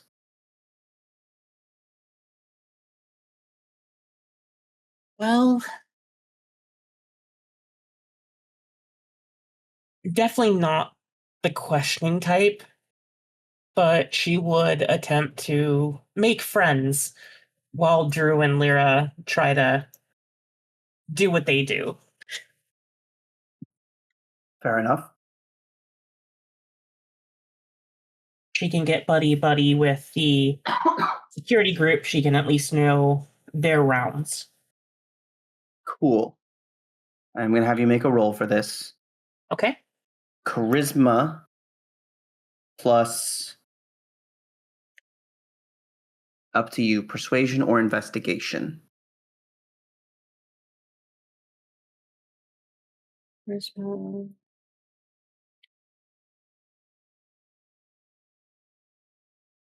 Was investigation or which? Persuasion? Persuasion. Okay, well, it's the same either way. One That's success. One success. Cool. Yeah, you talk to these guys. They're like, you're another passenger, but you mentioned that you've got some experience. In passing. Yeah. Like, okay. At a certain point, one of them said, hey, can you give me a hand with something? What do you need?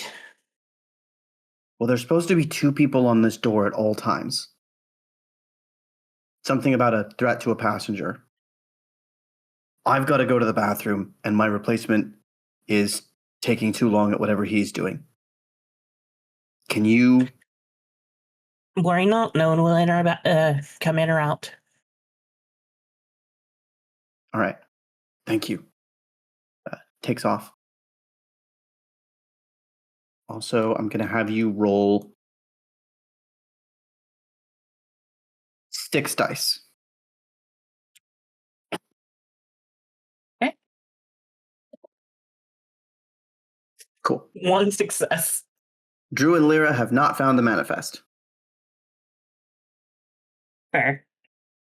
But yeah, you're guarding this door when this guy looks like he's probably a doctor approaches you with a garment, a dress. I'm sorry, who are you? Helping out a friend, ensuring no one in or out. And you are? Right. Fred, nice to meet you. I do need to get in, though. May I ask why?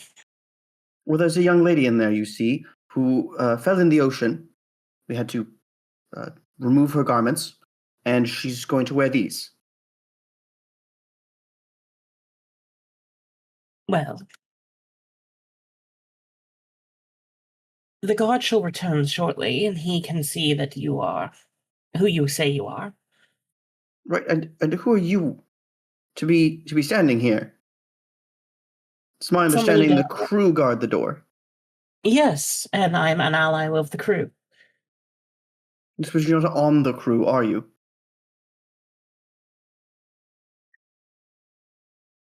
You know, if you wish, we could take this up higher. I think that's exactly what we're going to do. And he walks away.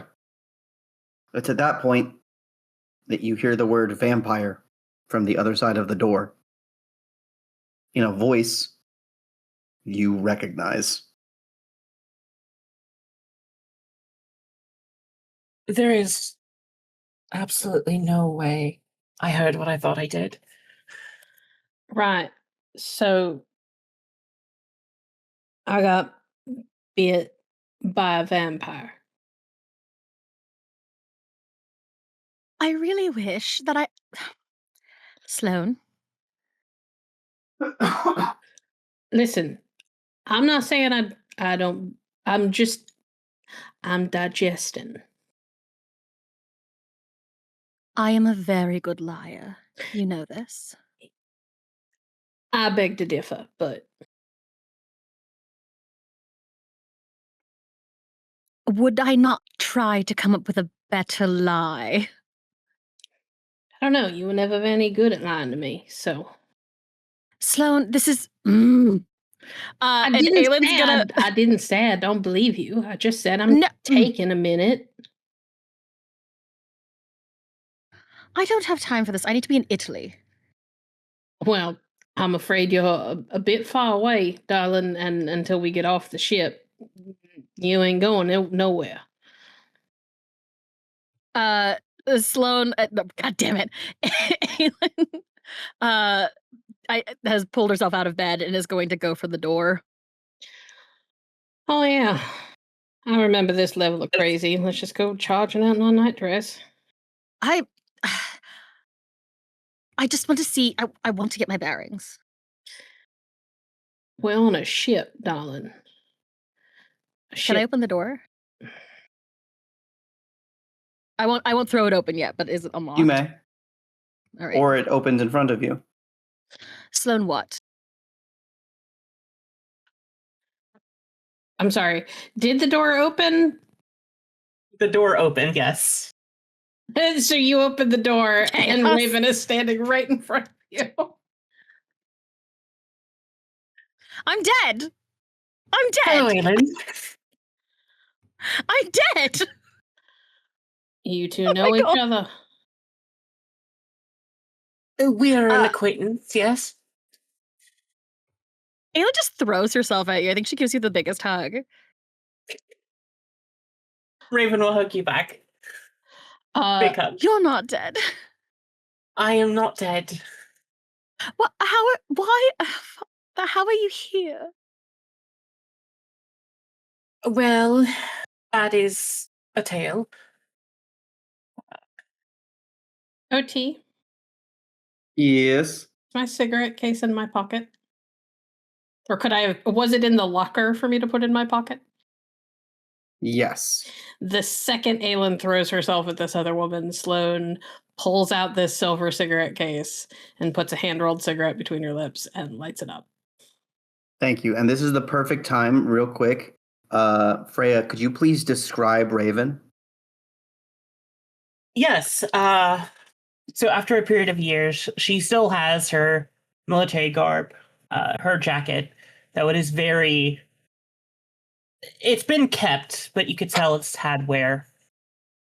She still has her long leather boots and not jeans, but I forget what they're called. Just black pants and like a tunic underneath.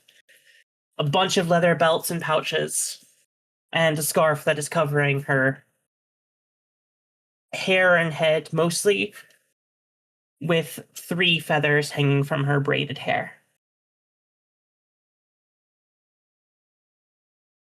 A little wild and very badass.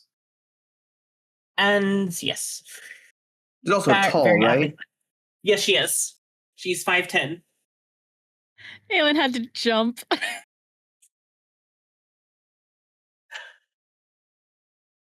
Cool. So Sloan, you see Aylin hugging a towering badass woman. Yep. Sloan has gone kind of stone-faced and is smoking. You don't smoke. It's been a long time, darling. Lots of things have changed. Speaking of changing, I apologize. I believe I sent your dress away. What?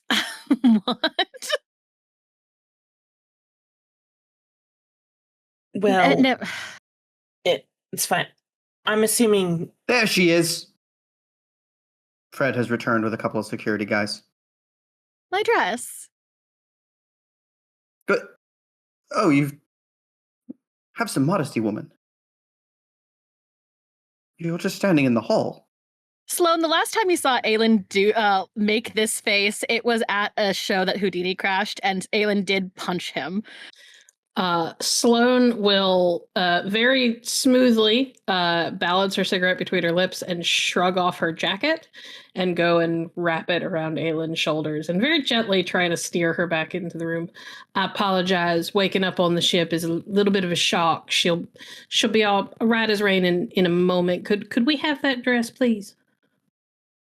Yes, of course. Here you go. I will take it and shove the dress into Aylin's hands and kind of tuck her away into the room where her crazy is less likely to get us in trouble. Right. Now you two stand guard. And you, miss. Turns to you, Sloan. Yes. I believe you gave us a description of an individual, yes? Did I? I apologize. I apparently lost quite a bit of blood. I'm having a hard time remembering all the details. It's all a little fuzzy. Yes, you were emphatic that someone was trying to kill you, that they were on the boat. Was it a man with dark hair? I believe you described, yes, dark hair, bright blue eyes, sort of pallid complexion. As he is describing this to me, does the picture start to come back in my head? Yeah. You now feel pretty confident you could pick him out of a lineup. Yes. He has some of my belongings and was part of an effort to kill me. It's part of how I ended up apparently exsanguinated. I see. Well, we do have... you should talk to the captain about this. Happily. And when you're ready, hands you a key. Thank you kindly. I'm afraid it's one room for the two of you. That'll be fine, yes? She takes another long drag, like she is taking the moment to hide her initial reaction, and then she will exhale and nod. That'll be fine. Thank you for your hospitality.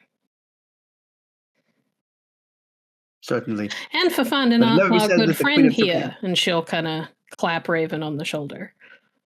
Oh, you know each other. We do. Yes, Excellent. it's been quite some time. Excellent. Well, Miss... looks at Raven. Enjoy showing your friends around, I suppose. I will, thank you. Good evening. Evening then. Aylin, All right, how bad is this dress? It is... It's normie. It's real normie. That's fine, I'll live. It is so middle of the road. Just the banana republic of the moment. That's fine. That's fine. Yeah. You could very easily be like a preppy mom who volunteers at church. Right then. Well, I've seen you wear worse.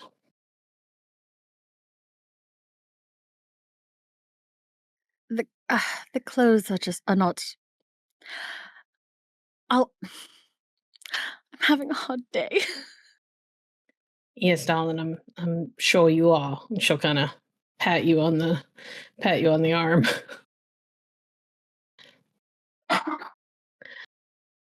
Well, how do you two know each other then? You don't seem like you would travel in similar circles.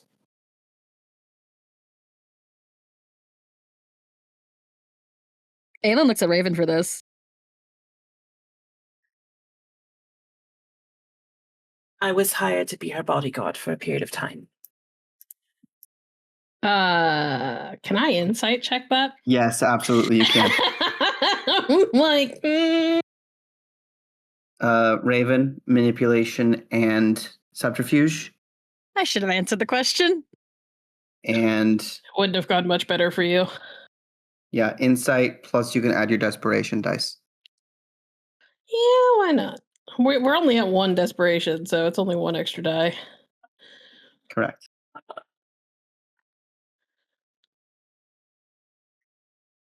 You said manipulation and charisma? Yep. Oh, and subterfuge. Oh, wait, Yeah, no, it was Manipulation, subterfuge, yeah. manipulation, subterfuge. Oh, well, yeah. Well. Yep. 1. Cool.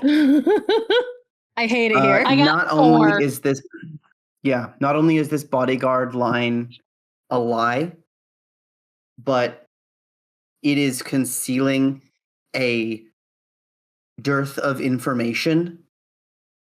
Like, these two go back and have seen shit together. And it's also such a natural lie. Like, whatever they are hiding is something they hide from pretty much everyone. Like, secret identity levels of we don't tell people. Well, I as the player, for right now, Mhm. I'm going to say that Sloan interprets that as these two have a romantic history and have had to keep it on the down low given the time period, because that's kind of the same thing Aylin and she used to do. And Aylin did sort of throw herself at Raven the second the door opened. So I hate it here. You are picking up exactly what I was putting down. excellent.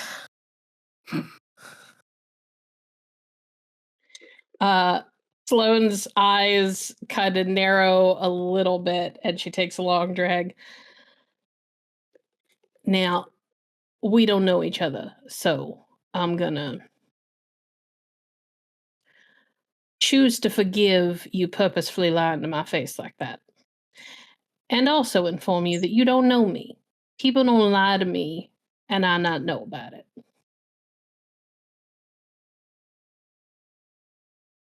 So, She's not technically lying. darling, in my experience, technically does a lot of work for you. And it still doesn't work. Are we in the hall or are we in the... I assume Are we in are the in the room. infirmary. Yeah, we're in the room. No, I think at this point, both Sloan and Aylin realize that they are incredibly hungry. And if you're going to make it to supper, you should start going that way. So, walk and talk. All right. I cannot... Sloan, you're just going to have to accept that that's the answer for now, and I will explain everything when we have some more privacy. Mm-hmm.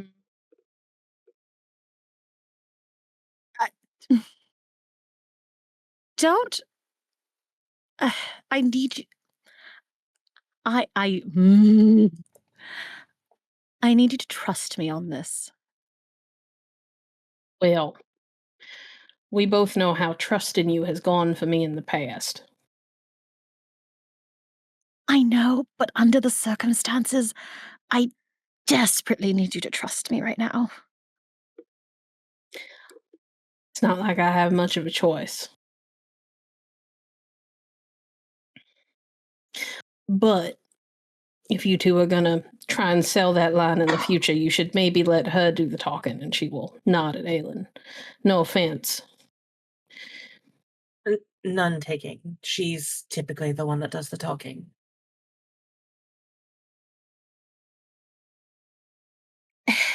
It has to do with what we were just talking about. It's just not the thing that we're going to.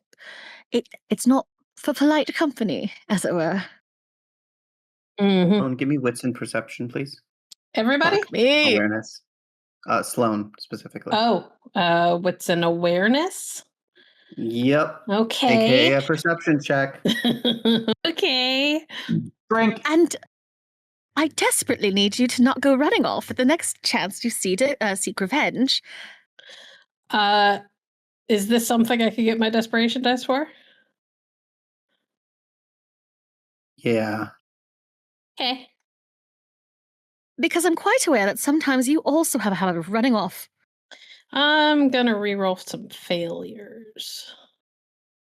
For 5 successes. 5 successes. You guys enter the dining room, and you can see there's a couple of open double doors, like 4 or 5 sets, that let out onto the stern of the ship. And just inside those doors, at a table covered in cards, is the man from the hotel room. And I desperately think that you should just sit and think about things and listen to us before you do something incredibly foolish. You understand? Check something. Hold on.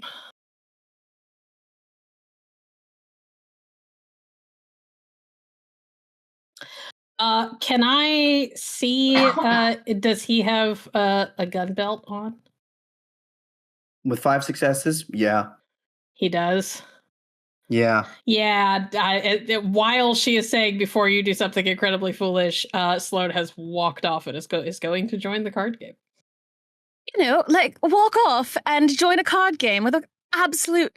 We've just entered the Aylin follows and grabs Raven's arm. Well, evening, gentlemen. Mind if I jump in for a hand or two? The man across the table, who's like smiling, looks over at you, and you could swear he's pale as a sheet. I smile the same placid smile as if I have not recognized him. But I do make hard eye contact. Mm-hmm. One of the other gamblers says, "What's wrong, Benny? You look like you've seen a ghost." No such things as ghosts, my friend. By all means, ma'am, have a seat. I will Such settle in. Yeah. pleasant company you keep. I will settle. And when he says there's no such thing as ghosts, yeah, all kinds of monster stories going around, fantastical things, ghosts and vampires and hobgoblins and all that. Fun to listen I don't to, go in though. for that sort of thing, says another one of the guys at the table as he deals you some cards. I'm trying not to hit myself in the face so hard right now. I will take the cards. Is this a 5-card stud, or are we playing Texas Hold'em? Please tell me it's not Pharaoh. Let's go 5-card stud. Okay. I'm also going to ask you a question. Yeah. What are you betting?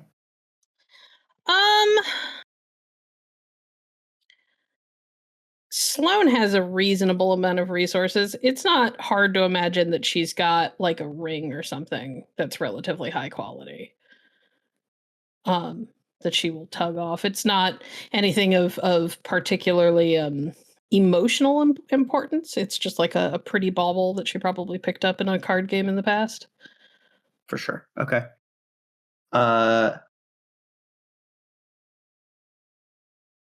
Since most of your cash went to that last game, which you were not able to collect on at the moment, I'm going to say you're going to need a pretty good roll for this gamble in order to make enough money to keep playing. Okay.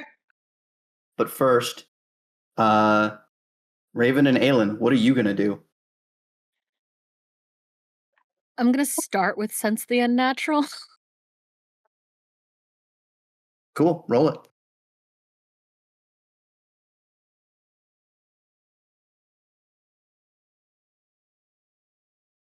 And how do you do this? What is the...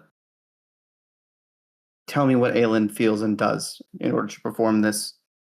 I mushed the wrong buttons, but 2 successes. Oh, you also get your desperation for this if you want it.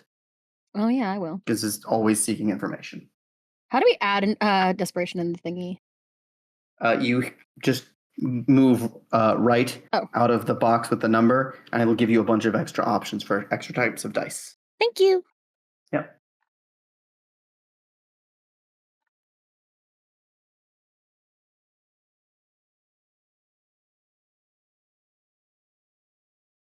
Three successes. I believe that's enough. Aylin, oh my god, I'm getting my girls mixed up. I'm so sorry. Raven has seen Aylin do this before. Sloan has not. Maybe Sloan has not. But it's unlike the way she carries herself when she's like performing, when Aylin is sensing the unnatural, you'll see her sort of see her like close her eyes and like inhale, and specifically she will, after the first like a quick inhale, opens her mouth kind of like a cat and does a little open mouth sniff. It looks a little just like she's doing a quick deep breath, but it is fully like cat, like open mouth sniff. Okay. Couple things you start to smell them. First of all, Raven is standing right next to you. She's something. I remember this. Yes. There is a sort of... How shall I say this? Like polished copper used to make mead.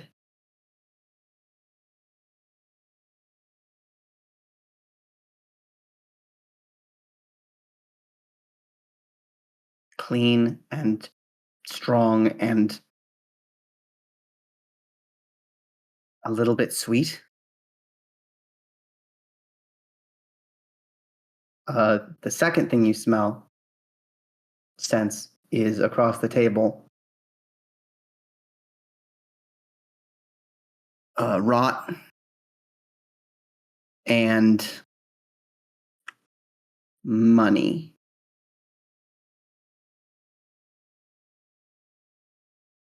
Just fresh dollar bill and a little bit of decay.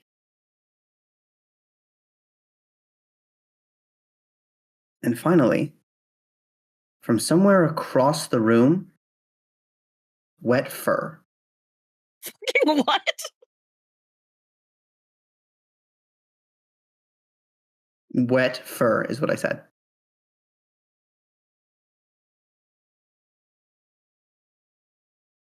Or skin? Skin? Skin or fur. Wet animal Like of some kind. It smells like it should be wet fur. Like, with 3 hits, I don't know if you can narrow it down much beyond that. Can I tell the direction that last one is coming from? Yeah. Far side of the dining hall. All right. Well, I have to deal with the crisis in front of me. I will pull Raven towards me a little bit, to kind of whisper in her ear. Well, she's found her man. She whisper back. I'm assuming trouble. Leeches. Ah, She's going to do something exceedingly stupid, and I cannot tell why yet. And also, just a fun extra little treat. We're not alone even here. there's more than one. An animal. And she'll like incline her head.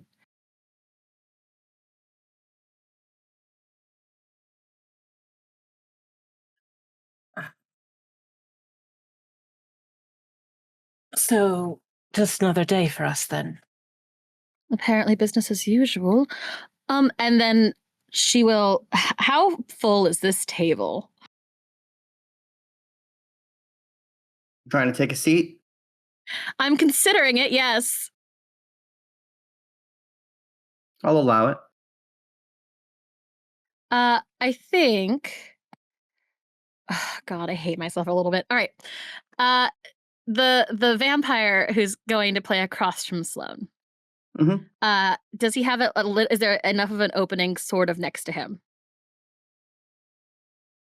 I'm going to go with no. The seats to either side of him are taken. In that case, I am going to head around to him anyway and rest a hand on his shoulder. Careful not to make it look like I am looking at his cards, because I am not. I'm so sorry. You seem to have stolen our dinner companion. He looks up at you. Well, we are all going to go to dinner, but it's to eat. But it seems that you have something more interesting. Well, when you get into a card game, it can be very entertaining. Are you terribly good at cards? I think so. And she'll look at Sloan for confirmation. Sloan doesn't look one way or the other. Well, if you're going to deprive me of my evening entertainment with this lovely lady, perhaps I can join you. I do love seeing a skilled man do what he does best.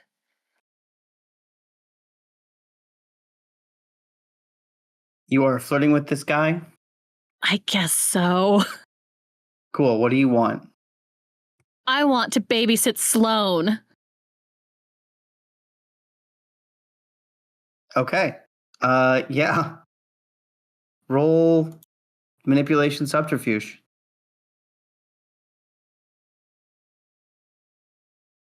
Threshold's a little higher since you came over with the person he's attempted to have killed. But I'm just a sad little woman. Can I use my desperation dice on this? No. This is not a gain information thing. Does my perfume count? You're applying it? I forgot to, but I will roll to apply it. Cool. Yeah, go ahead and apply it and then roll resolve and composure. Why? Why would I have to add that? Don't worry about it. All right, I'm going to roll 2 dice for the perfume, and then I'll roll the resolve and composure.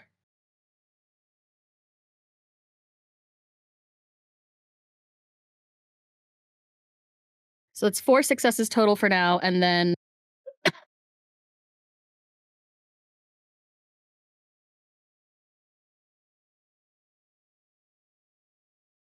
one success.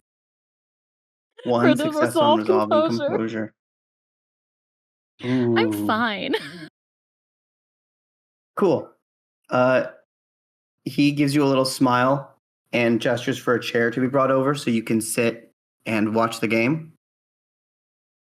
And as you take your seat, you're suddenly very glad that you did, as you feel lightheaded and a sudden awareness of the amount of ocean beneath this ship and the amount of dirt beneath that, and a sense that you are being pulled down. What the fuck does that mean?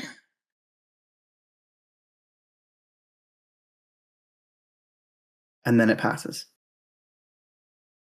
Aylin uses the opportunity to swoon a little bit on this guy. I didn't catch your name. Folks call me Benny. And I hate to say it, but could you back just a little bit? Of course. Can I see those guns now? What's an awareness? Because he does not want you, put it this way, you cannot be within arm's reach of the game. Or him at the moment. Oh, that's fine. 2 successes. 2 successes. I'm saying you see that he has guns. Lovely. All right. Well, I've done exactly what I'm planning on doing. Raven can figure out what's going to happen from here. Cool. Raven, what are you going to do? How dare you put this all on me?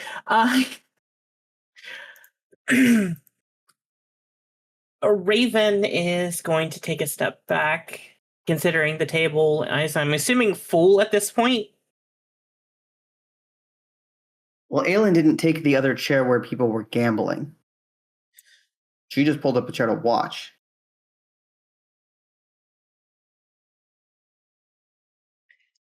She'll go ahead and sit down too.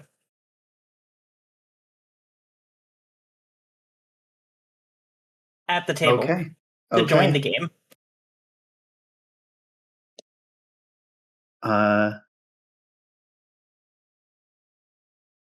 And so the game begins. It occurs to me now I didn't actually create a role for gambling. No, we were just doing what's an insight, because Sloan's method of play is about reading the players, not the card. Or well, the players, and you track the cards a little bit, but it's mostly about reading the players. All right. Let's start with 3 dice apiece to determine how good your hand is in general. Okay.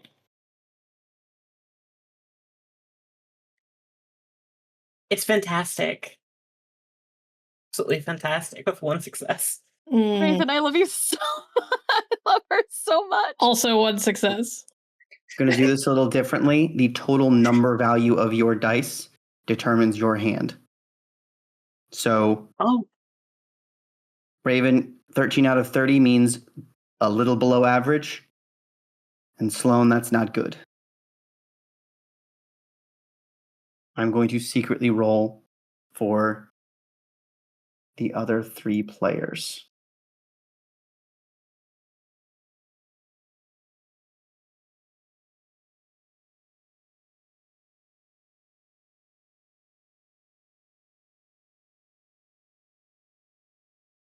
Okay. Cards are dealt. They may be exchanged. Give me that insight check. Try and figure out what people are holding.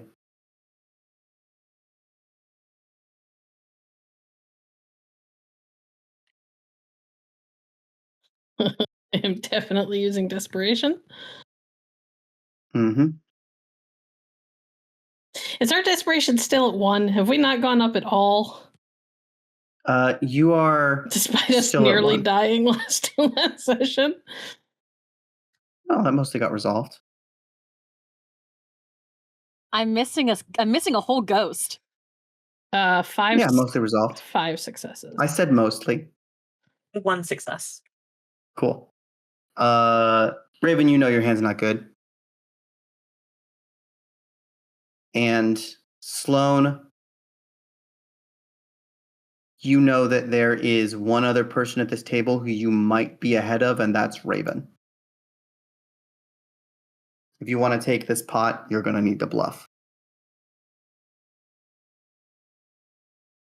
Okay. Let's do it.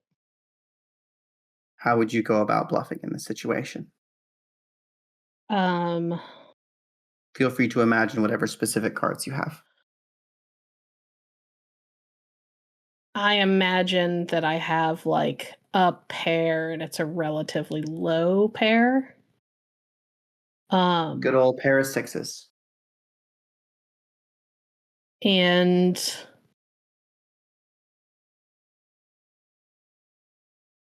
I am leaning into the fact that the guy across from me knows who I am, knows who raised me, and probably knows how I have made my fortune.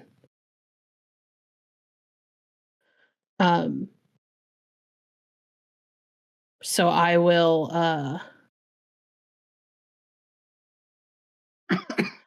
raise. Not a complete all in, but I will raise a bit. Now, the ring got you to the table.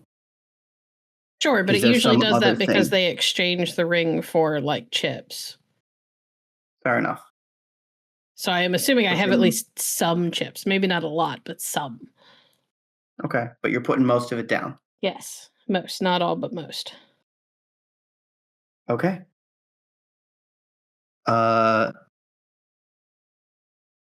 Raven, you are also in a position in that you have a pretty bad hand. Yeah, I do. Do you want to fold and keep your cash, or do you want to play for it?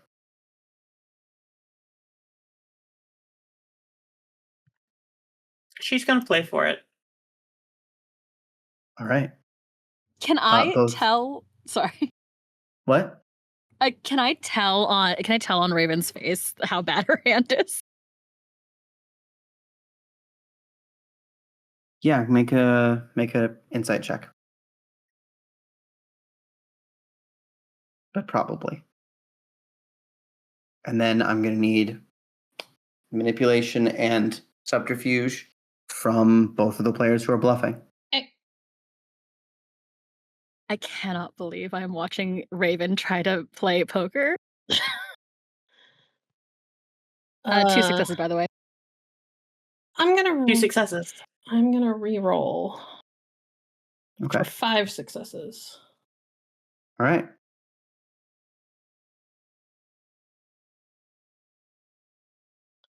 I'm going to...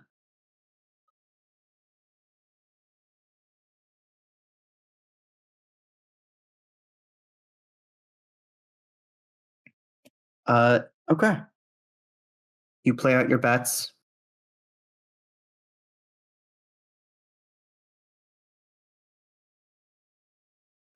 Raven, you get called, but Benny across the table keeps looking at Sloan. He called you in the first round, but he's looking now. Decent sized pot in front of him.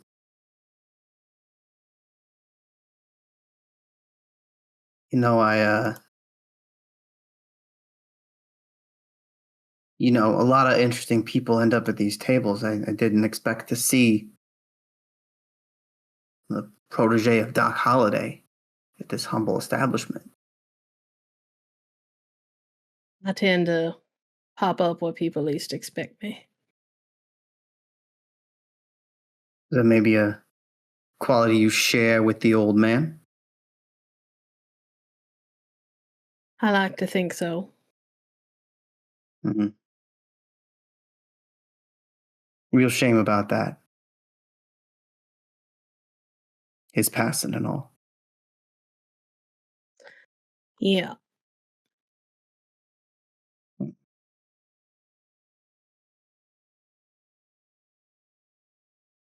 Guess the cards aren't with me today. And he folds.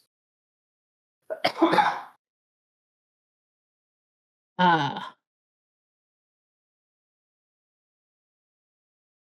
Raven's out, right? Oh yeah, Raven.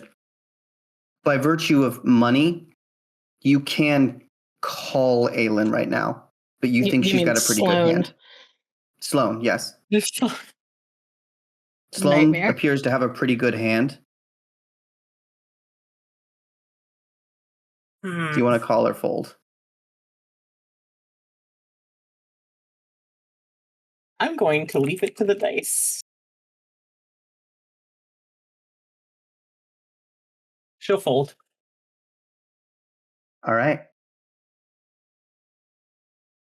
Takes the Sloan pot. takes the hand. Yeah.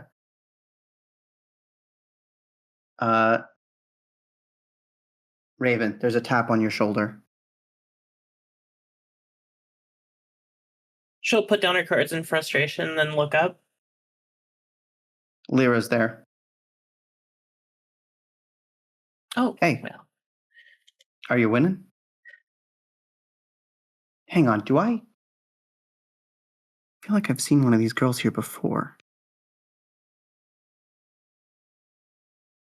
Yeah, it's friend Aylin. Oh, from yeah. Mhm. That's Yeah. weird. We think we figured out who this guy is. Or at least where he is. If you'll excuse me, gentlemen, ladies. And she'll stand up and pull Lyra aside to discuss. All right. Echo. Hi. The two ships side by side made pretty good time. And a few minutes ago, you were dropped off in a dinghy a little bit ahead of the Empress of Japan, so you could come up alongside and board quietly. Excellent. Go ahead and make me a stealth test as you attempt to do so. Can I add desperation for this? Absolutely.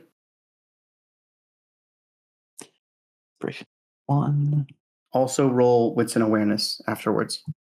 I really don't want to get caught.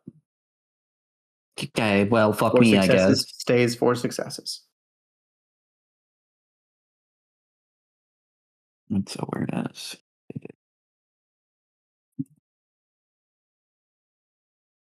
Fucking seriously? No hits on wits awareness. That's fine. Don't worry, guys. We're back in it. So you come up to the back of the boat, glance up and make sure nobody's staring over the railing, grappling hook, ba. You're on board. As soon as you drop that rope back into the boat and let the dinghy drift away, no one here, unless they ask for your ticket, will know you're not a passenger.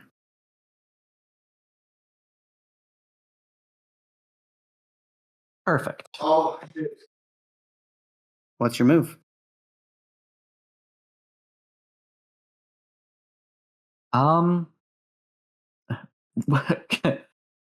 Well, she's gonna be going for the crew manifest. She wants an idea of who all's on this ship to know who she's gonna have to be worried about.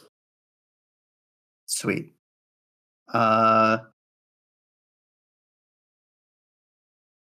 Give me. Where do you think that would be? If you don't have a guess, we can roll about it. But if you do, she'd probably go for like the captain's like the helm, the bridge equivalent. absolutely. Wherever the crew is. Yeah, you start making your way through the ship, passing a couple people. Oh, Seems like mostly well-dressed folk up on the top decks. You get the sense that the majority of the passengers are either below decks, coming up in limited numbers. Whether that's enforced or just habit, a little unclear. but you make it to what appears to be, crew-only area. The bridge.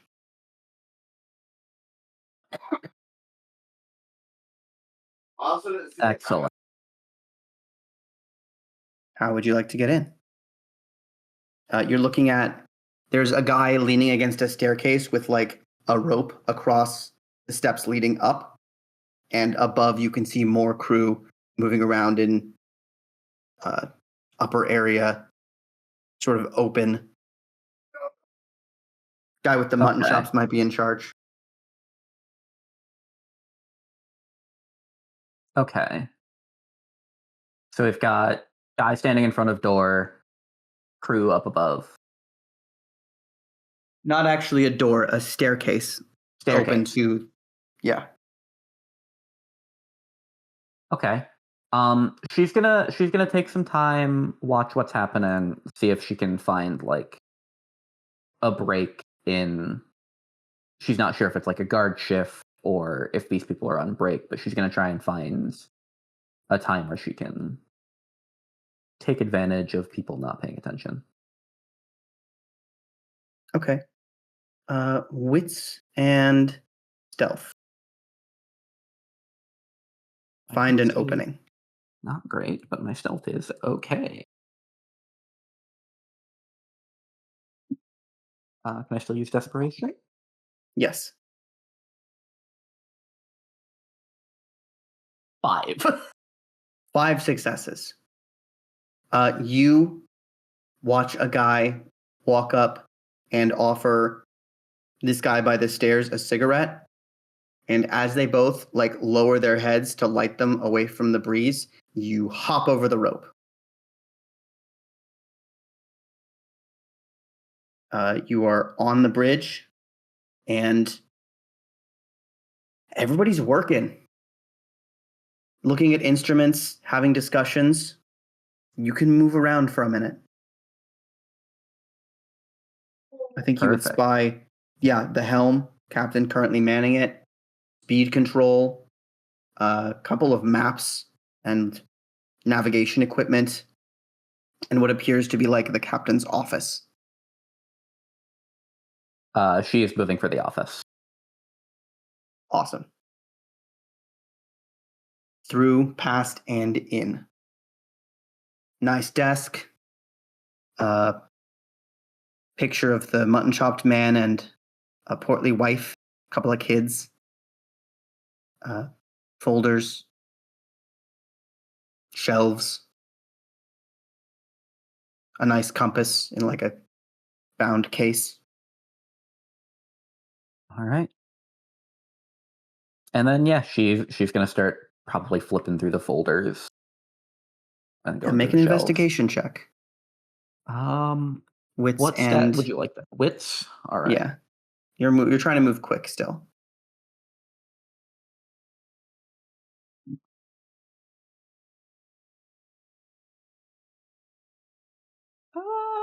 The 2 is not bad.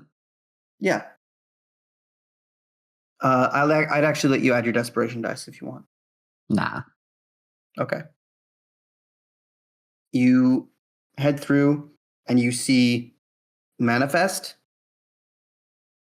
and can flip through pretty quickly. It's at this point you're not alone in the room.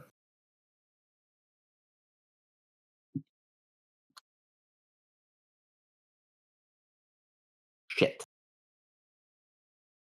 Someone has just stepped in behind you and pulled the door mostly closed. I sorry. Well, 'cause I was gonna- What would you like to do? She's gonna at first she's gonna make sure she's on the other side of the desk from this person. Okay, you move around the desk a little bit. And then she's gonna turn around. You turn around as a small figure runs up to you. Or not runs, but like they were hurrying towards you, maybe going to tackle, and then pulls up short and almost runs into you as you recognize Drusilla. The fuck? She gives you an indignant look as well and makes a quick hand sign. Do you take sign language as a language? Not yet. Nope. Cool. She slaps the back of one hand into the other and then throws them up in the air. I didn't think we were ever going to see each other again. Oh, Points to herself and then to you with a sort of same. I assume you were looking for something. Manifest. She'll kind of hold it up. She's going to grab it, tuck it under her jacket, then shrug and indicate the door. But I was using that. Right, it's fine. Confused look, like, not confused like why were you using it, confused like what's your problem. they just got. Yeah, she'll start basically do what she did in reverse. Cool. Get out of here. Give me one more stealth roll to not be noticed on your way out. Yeah. Gladly.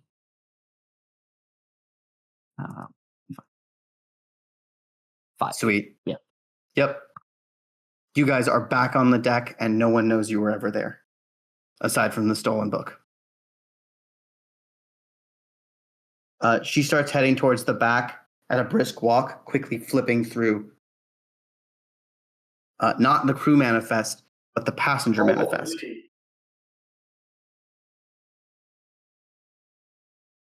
Anyway, Well, that's interesting. Glances over at you. well, I assume there's a story behind you looking through the passengers. She turns and quickly makes 5 or 6 different signs. one, I get it. Looks at you expectantly. I mean, I can only assume you're looking for someone.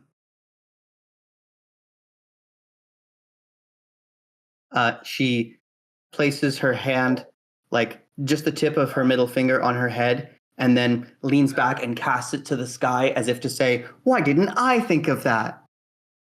Then rolls her eyes and keeps Oh, looking through the fuck book as off. she walks.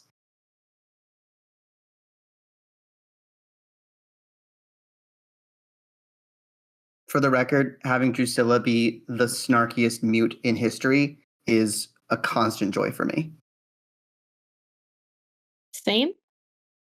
Yeah, it's great. Yeah.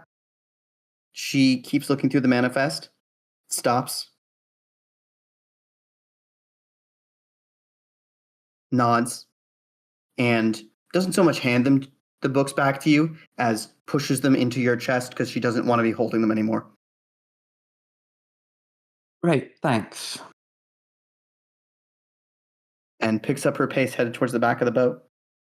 Let's go. Sure. After a few steps, she stops and turns back to you. Makes like a sweeping motion with her hands towards the back of the boat. Sure, why not? She'll follow. All right. A moment later. Block. Now let's go back to the game first.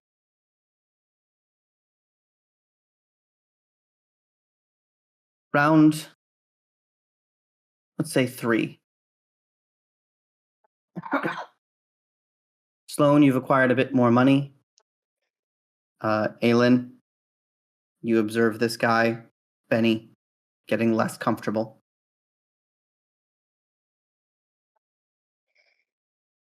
Let's roll for our hands again. 3 again. Yep. 3d10. 1 for a total of 16. Okay. And an insight check, if you please. Absolutely.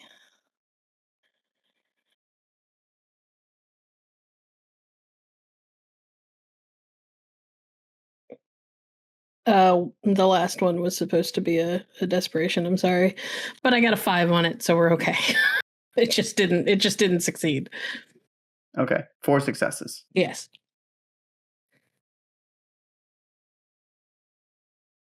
It's very close. Here's the thing. Benny's getting nervous. You get the sense that one way or the other, he's not going to stay at this table much longer. With that 4 successes, do I think that I could, if I went all in, could it kind of, I want to get him to bet the guns. Like, that's the whole goal here, is I want him to give me my fucking guns back. I think it wouldn't take that many successes for you to know that. I guess you don't really know vampiric weaknesses, but you're pretty confident that giving you back the guns and witnessing a sunset himself are on a similar plane. Okay. He does not want you armed, considering he tried to kill you, and assumes you will do the same to him. That's fair. Okay. I'm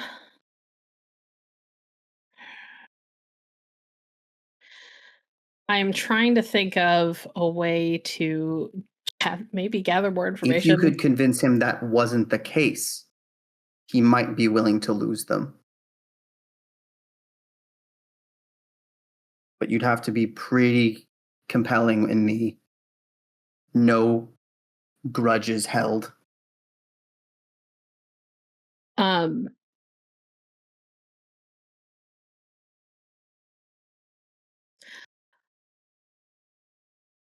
Benny, I'd like to make you an offer.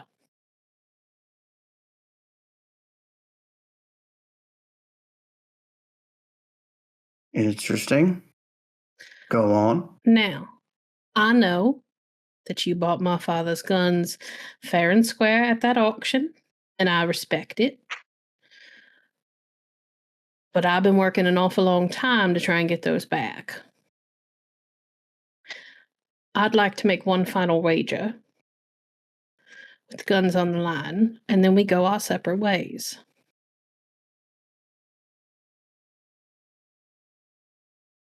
Okay. My question for you. Once she has the guns, is Sloan going to try and kill this vampire? Not in front of everybody, no. But ultimately. I mean, yeah, eventually. He did try and kill her. Cool. I just wanted you to know if this was a persuasion that you're doing, that you're going to let him go, or a deception that you're making him Oh, no, think this you're is gonna let him go. absolutely a deception. Cool. Roll it. Manipulation and subterfuge.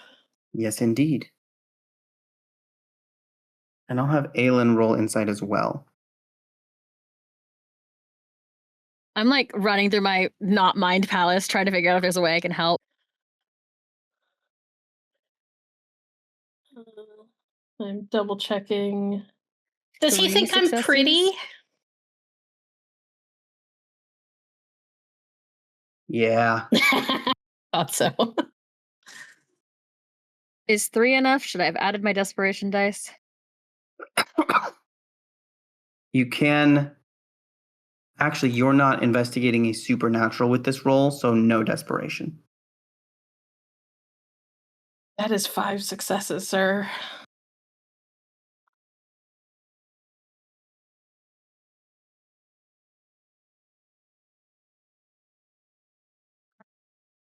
Okay.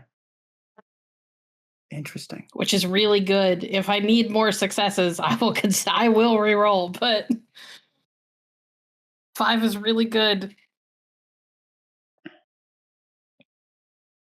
If I can figure out what's going on, I will help. How would you help? I'm trying to figure out how to provide incentive to stay at the table. I think you're aware that Sloan's trying to get these guns back, and Oh, that for maybe sure. this is all over once that happens. And that this guy's not giving them back because he's nervous? I mean, he's a literal vampire. Yeah. Aylin is going to not like touch him again because he seems to be uninterested, and is going to instead nod her head at Sloan and say, "And we have other things to do for the rest of the evening, don't we?" I am awful hungry. Perhaps we can find other ways to entertain ourselves after this. I could come up with a few.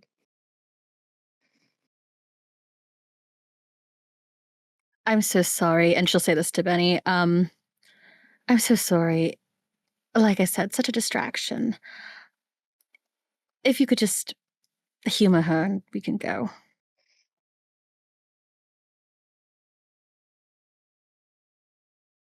All right. He's going to. He didn't take the belts, just the weapons. So he's going to lift the Colt and put it on the table. And then, what was the other one? There's a Colt 1877 and a Colt single action army revolver. Cool. Both of them nickel plated with ivory handles. The single action army first. And places them both on the table between the two of you. Aylin, at this point, there's no mistaking those guns. Those are Doc's. Oh. Mm-hmm.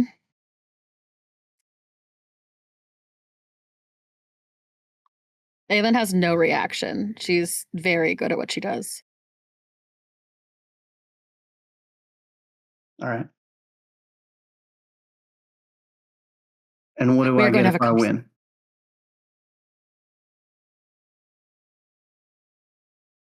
Hardly got enough to pay for them.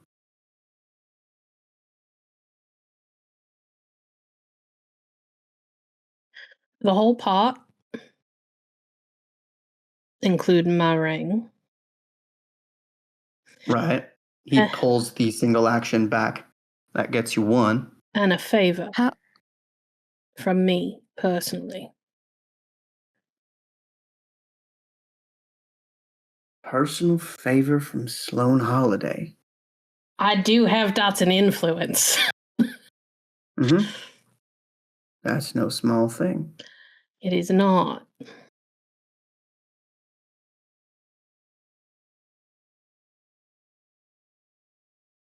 He looks at his cards.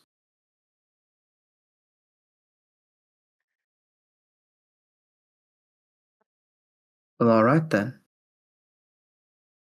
Here we go. And slides it back across. Okay. Now, before we resolve that, something else that's going to happen. Oh, God. Okay. Echo. Oh, yeah. You follow Drusilla around the back of the ship. And, Alright, I thought you were gonna. and again, almost run into, as she joins the group of Lyra, and directly across from you, Raven.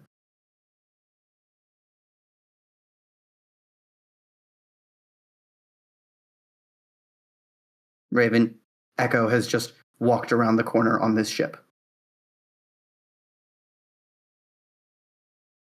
Oh, hello.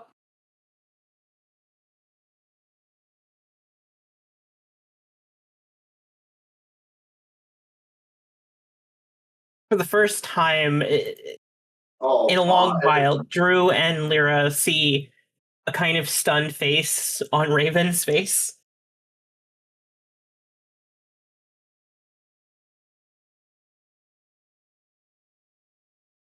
It's worth noting, the cloak that Echo is wearing, the brooch holding it shut, has one of the feathers that was previously in Raven's hair. Dang. There we go. Fancy seeing you here.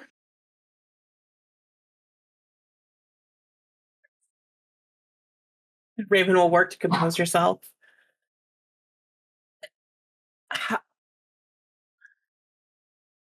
How are you here? Why are you here? Well, the how's a lot easier. A boat, a little one.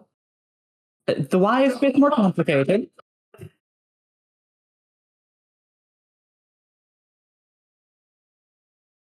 Lyra looks between the two of you. Raven, is this that girl you like?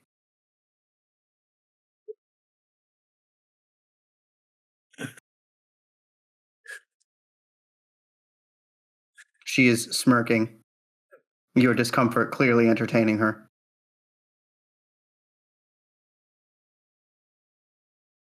No, Lyra.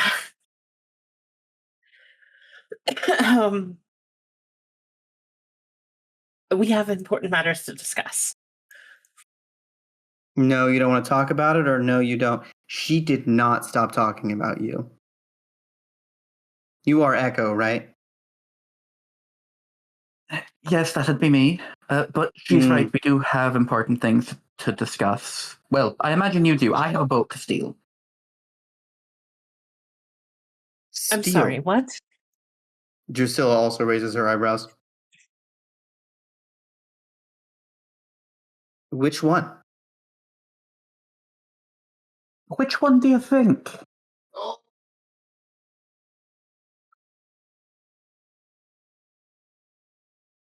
Are you talking about this vessel right now that we're on? Well, I didn't know you were going to be on it. I'm sorry, you're hijacking this ship.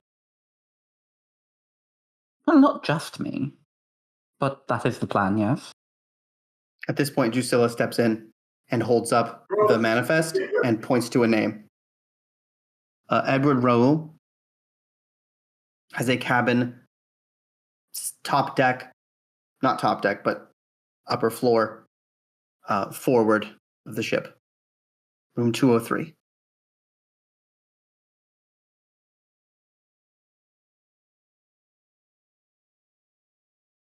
There's also a picture. What does he look like? The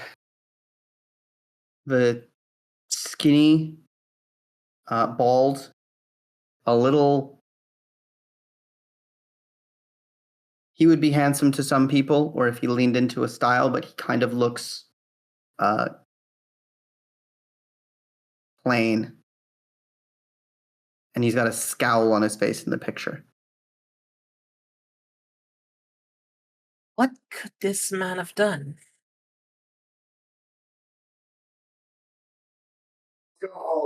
I mean, lots of people that can do lots of people can do lots of things. Drusilla quickly draws out a note in her pocket and shows it to Echo. It just says, "We're here to kill him." Oh, that can help with. But possibly kill. We don't know yet. Raven, make a wits and perception check, please. What's an awareness?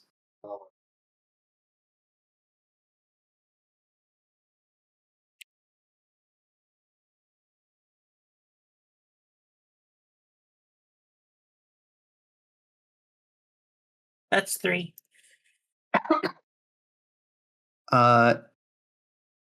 You've crossed a little bit of the floor to have this conversation, not immediately next to the gambling. And as you glance over Echo's shoulder, you see him at the buffet.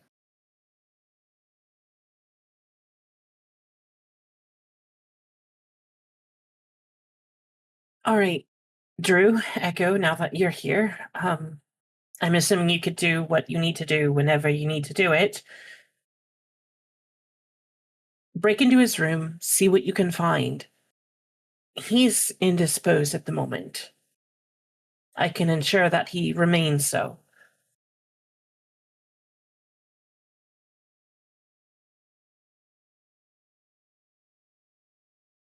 Sure. I'm sure they won't mind if it takes me a little bit longer to send up a flare. Right, and who's they? I told you I wasn't stealing the ship on my own.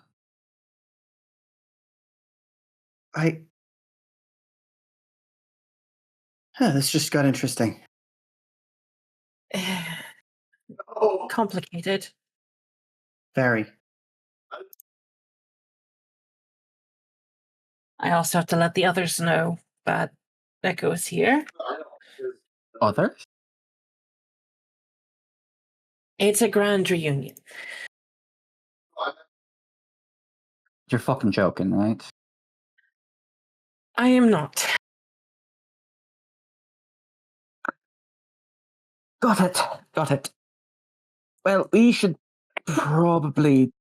probably go do this first. Otherwise, who knows what might happen.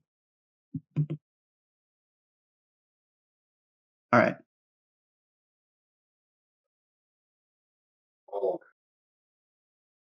And Raven's going to go try talk to this guy. He is going to watch him from afar to ensure that he does not leave the cafeteria. And if he Cool. tries to, interrupt in some way.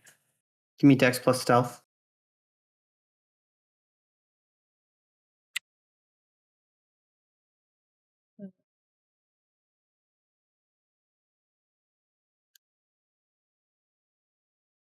Three.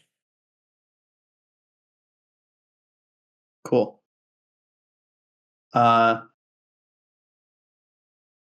You've been watching him for maybe a minute. And then he sort of glances over his shoulder. He barely sat down, picks up his food, and starts to hurry away. Shit. She'll follow him. Trying to keep out of sight. Okay. He heads towards one of the exits down onto the lower decks. He's beelining for his room.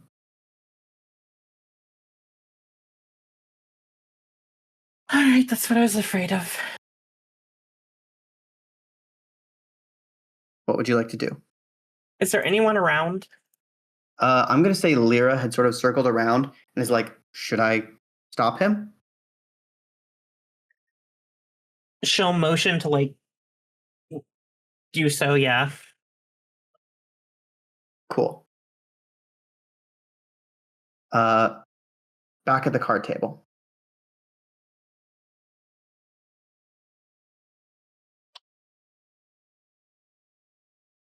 You have your hand in front of you.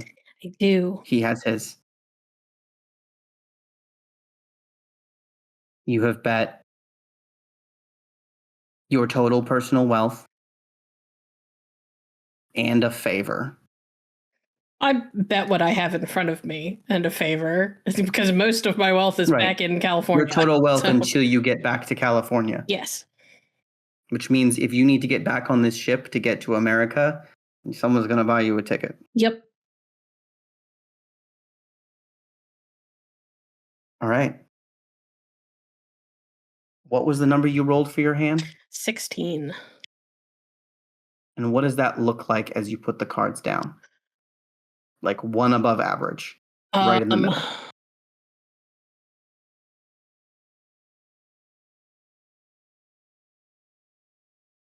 Well, am I putting the cards down or like okay.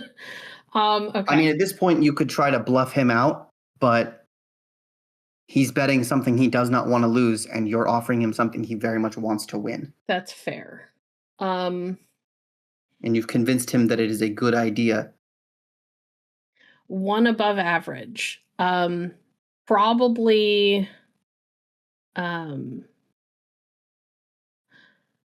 like 2 pair, but they're both low. So like a pair of 2s and a pair of 6s or something like that. Excellent.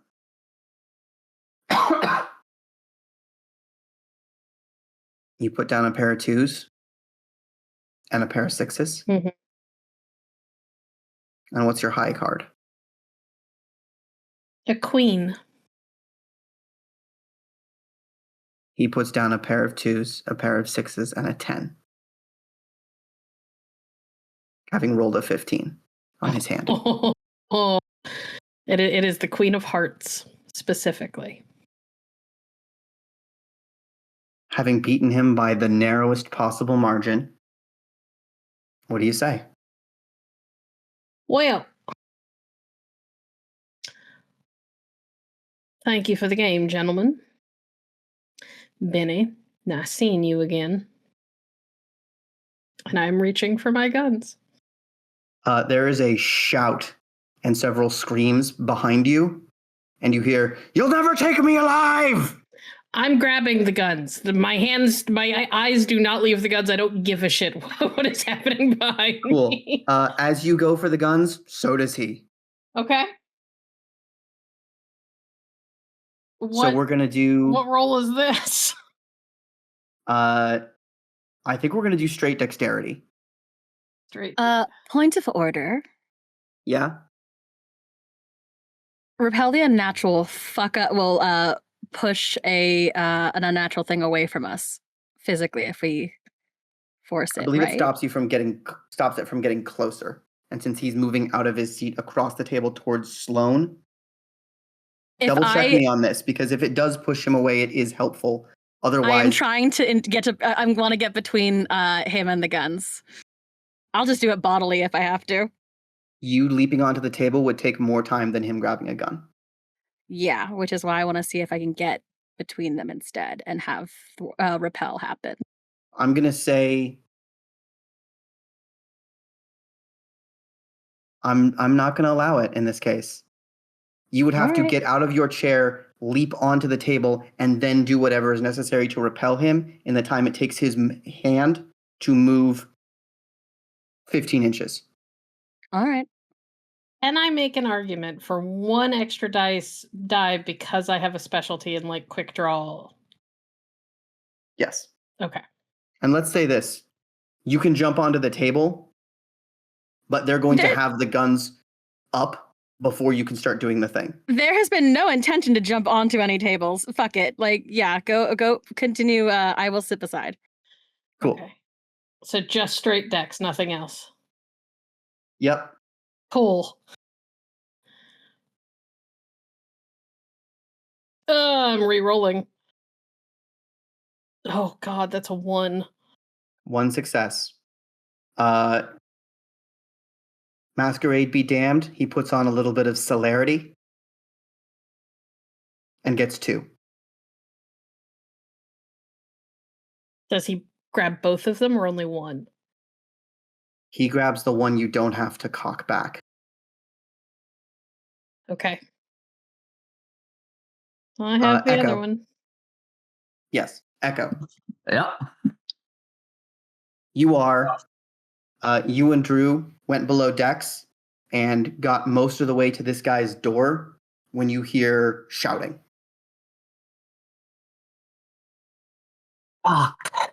Well, let's be quick. Do you want to pick the lock, or is this a kick it down moment? Fuck it. Yeah, we're gonna try and kick it down. All right. Make an attack roll. Actually, your best method would probably be wedge a knife and twist. I mean, I don't know if don't. Yeah, basically, she'd be basically trying to snap the lock. Yeah. Cool.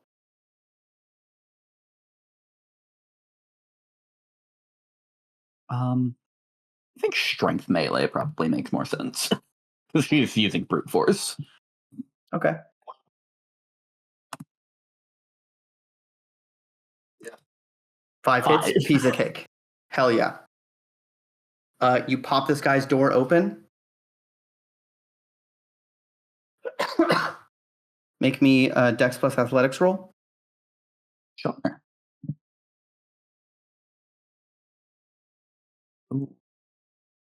2 and 2. Cool. You're going to take half damage. As you force the door open, feel a slight pull, and a crossbow mounted on a table fires and hits you in the leg. You're going to take 2 points of lethal damage. Fucking hell. This place is an absolute mess. The porthole window has been like covered over with a piece of cloth. Most of the blankets and stuff are thrown on the floor. Things are torn open. There are several like suitcases sort of strewn around. Give me an investigation check. Wits end. And take a +2 as Drusilla comes in and starts to help. All right. 4. 4. You don't need his clothes. You don't need whatever horrible thing is in those jars. You don't need most of this, but is this a letter? Paperwork? Interesting. And what about, it's a very nice shirt. Cared for, unlike everything else here. Sure, why not?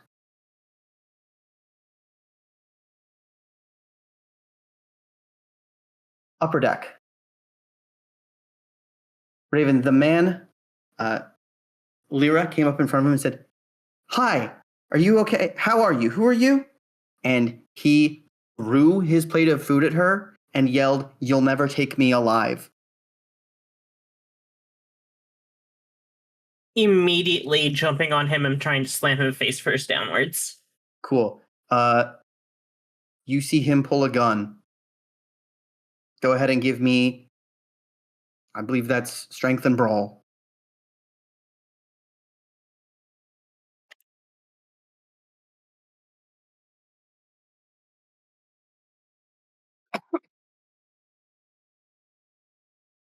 I'm going to go ahead and reroll. Well, never mind. It's 2. All right. He gets 2 on 3. So you jump on him, but don't manage to like tackle him off his feet, as he instead lurches forward and partially down the stairs.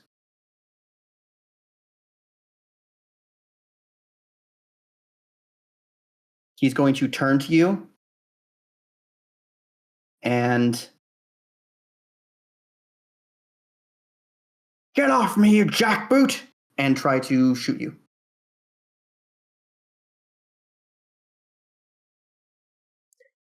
How would you like to resist this? You trying to wrestle the gun away from him? Just get out of the way? Knock the gun out of the way. As she knock the gun out of the way. Brawl.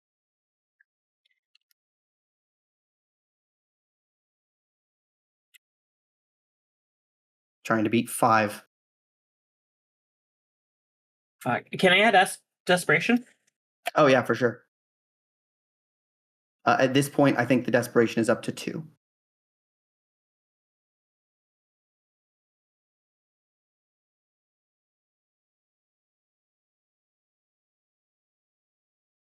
Rerolling that. 7. 7.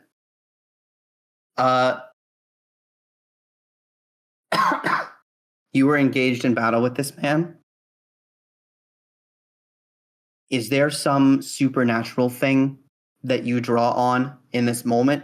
Or is this just like raw training and skill? A little bit of the supernatural to enhance his fear of death. Okay. To throw him off balance. Cool. Very, very, very cool. Yeah. He is in a fight. As you begin to ramp up his fear, Lyra behind you goes, "Oh shit." And I think it occurs to both of you at the same time. This guy is running on fear. He's terrified. And not just present in the moment fear of you, but vast and abstract, life-altering fear. And for some people, that would be paralyzing, would stop them from functioning effectively. Others respond to that kind of fear with irrational and increasing violence. You realize in this moment that this gentleman is part of the latter group as he begins to grow and expand. Wiry frame surges with muscle, claws begin to protrude from his fingers, and his face begins to elongate. Yes. The few times you've seen Victor do this, he also developed fur. This man does not.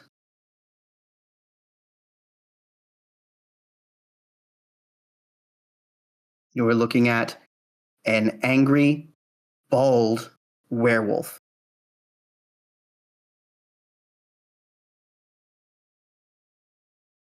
Sloan. Uh-huh. Actually, Sloan and Aylin. Aylin, I think you're seeing this in slow motion as Benny reaches forward with inhuman speed and brings up the revolver, pointing it at Sloan's head. Please don't make me fucking take a bullet for my ex. If you want something done right, he pulls the trigger. God damn it. How much speed do I get between that, him shooting, and everything else? Most of what you have time to do right now, you have a turn. You can try to jump. You can try to intercept. I'm also going to have you make an occult roll. I am low on abilities to do anything useful right now. Just straight occult, or you want to add intelligence? Intelligence, yeah.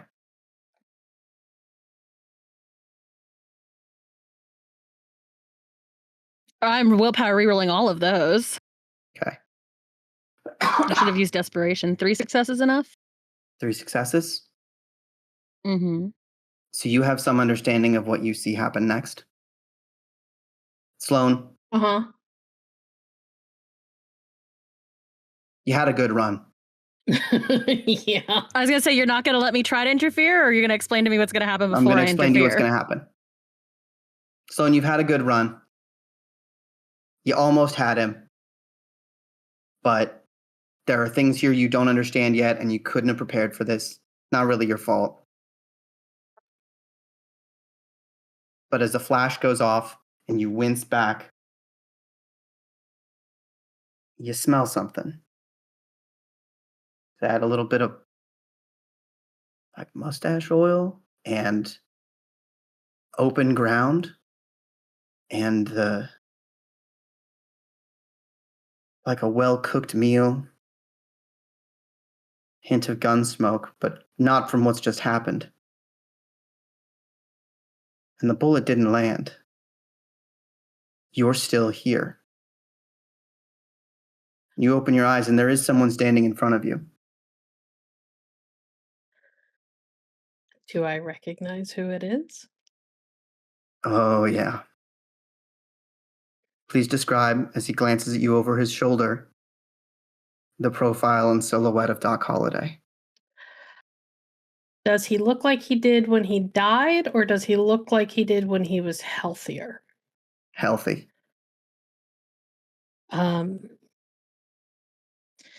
Doc is in his mid to late 20s.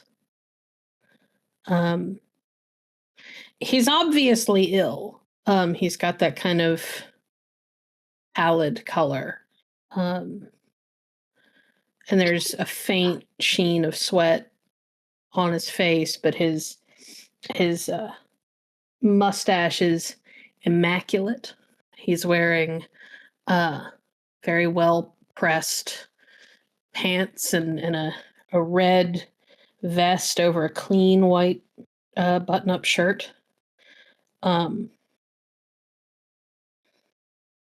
he's wearing a set of like shoulder holsters. And you could see the ghostly outline of the exact same guns that Sloan has been carrying.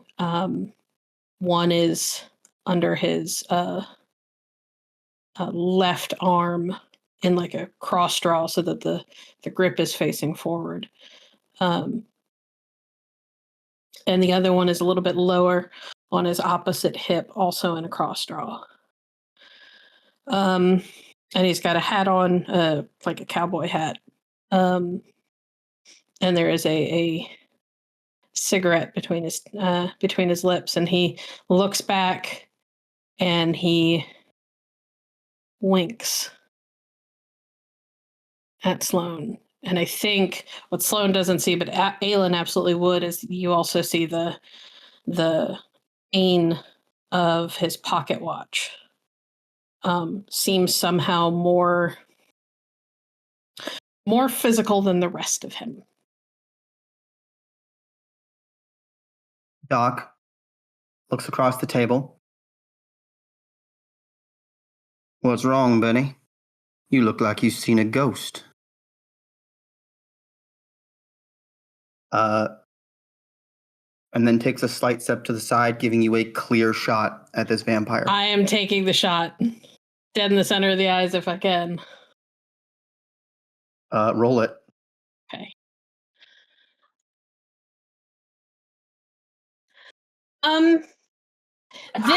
This seems like the right moment because he's right there. Can I try to empower my artifact?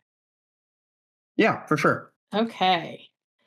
So we did composure and insight for that. So that is 7 dice. Whoop, not 78. Oh, yeah. That's a critical with 8 successes. On the shot? No, to empower On the the weapon. power. Sweet. Apparently, Doc really wants this to work. Okay, so that gives me a +3 to my thing. Okay.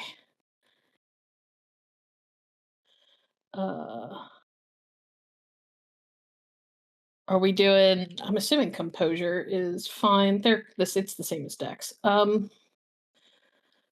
So that's 6, and do I get my extra die for sharpshooter? Yep. So that's 7. So that puts me at 10 total dice.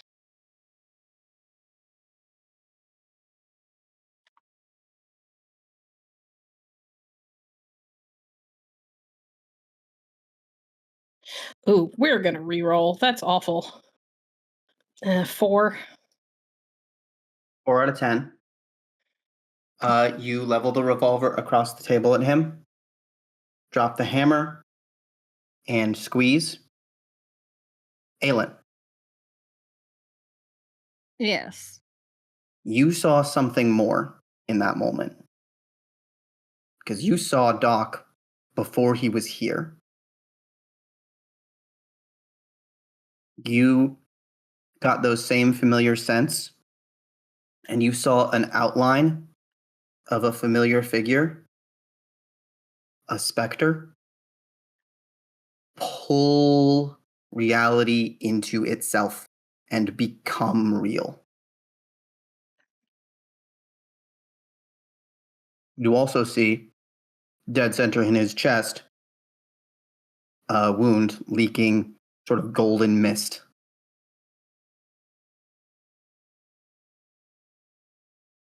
Then you see Sloan's gun glow with the same mist and release a blast of fire into Benny's face.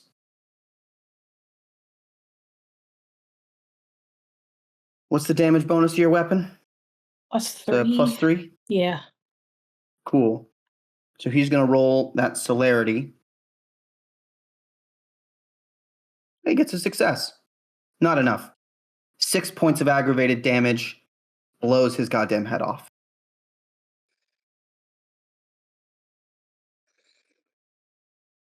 He takes a moment to try and claw,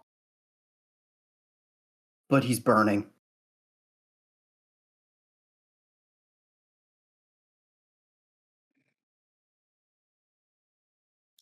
Doc turns back to you. I'm going to let that same insight check stand. The complication of emotions on his face, the happy and sad, he feels guilty, but he's proud. He's a little bit pleased with himself for that entrance, but also just ashamed. And he says, and then a stiff breeze strikes him and he blows away like smoke. No.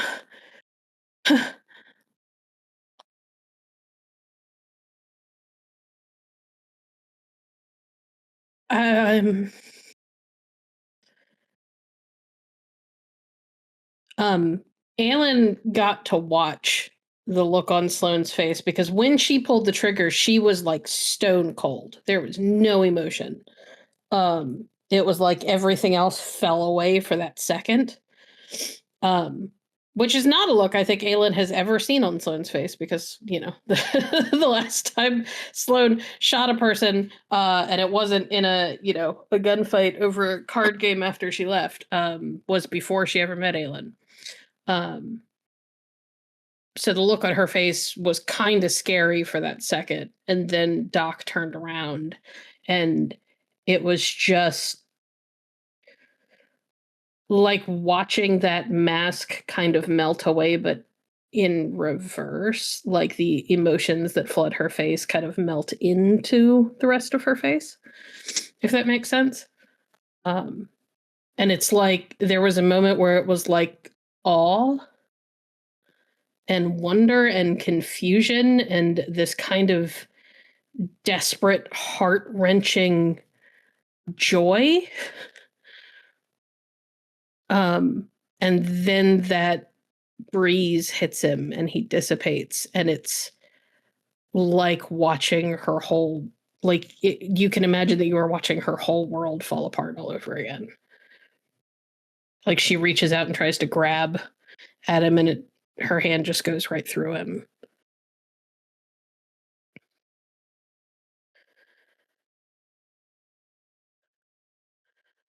I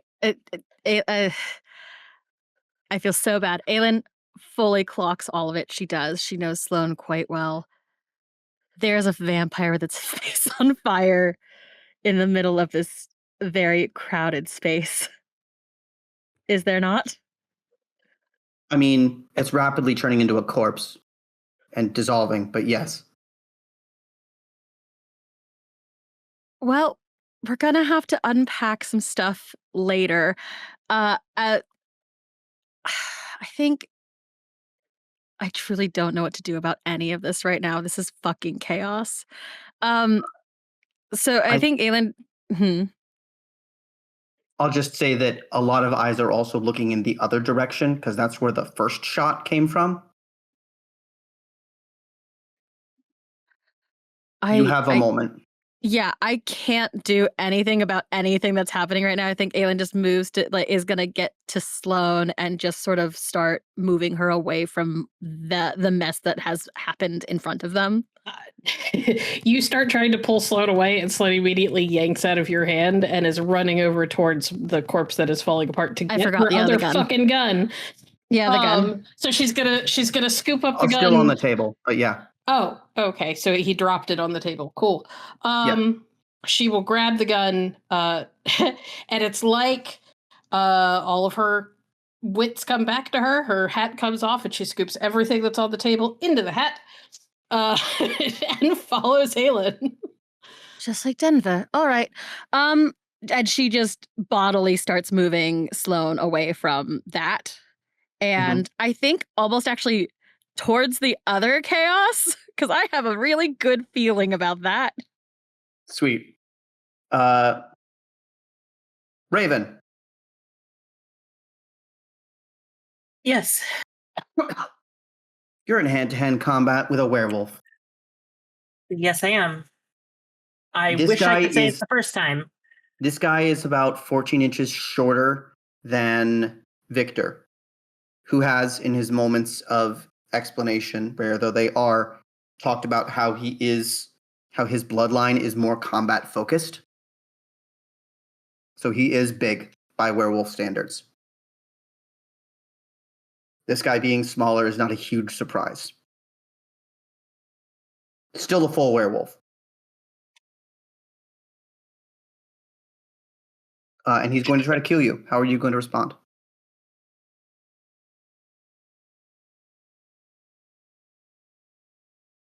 He's below the stairs, correct?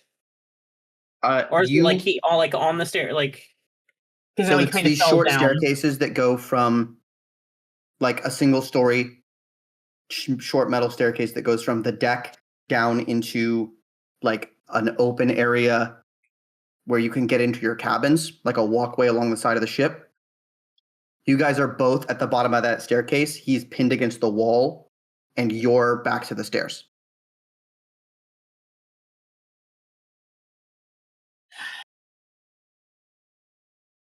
Or he was pinned. Yeah, he's definitely not pinned now. He doesn't have his gun though, correct? Correct. Went overboard, went flying. You don't know.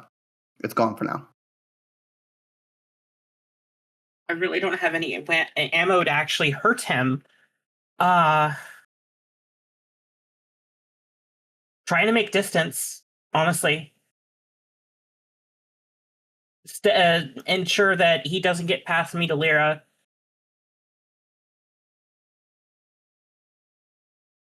Okay. Well, that would mean running past him and the other way. You want to do that? Or do you want to try and hold him here so he doesn't get to your sister? I'm going to try to hold him here. Okay. Physical confrontation. What's the name for like the war form werewolf? Krynos. Thank you. All right. He is going to attempt to claw you. You're going to resist with let's say strength and brawl to try and pin him. Dex and brawl if you want to like do a judo move, and you'll lose control of him, but he won't immediately be able to run away from you. So Dex or brawl if I want to try and strength and brawl if I want to try and control him. Dex and brawl if I want to try and get away from him.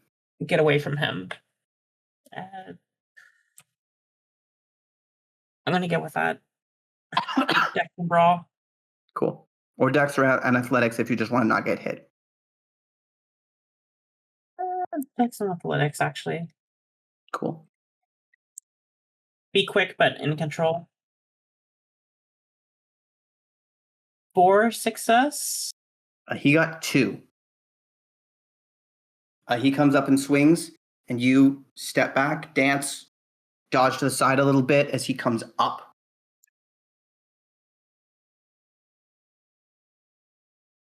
Does Raven have a gun with her right now? Obviously not your rifle, but... Yeah, she would at least carry her handgun, yeah. Cool.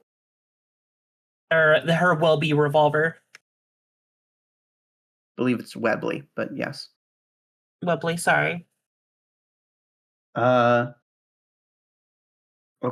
You are squaring off with this guy. Lyra, on the upper deck, pulls out her gun. Echo. Hi. You've got some papers, and you are hearing several gunshots and a blood-curdling roar.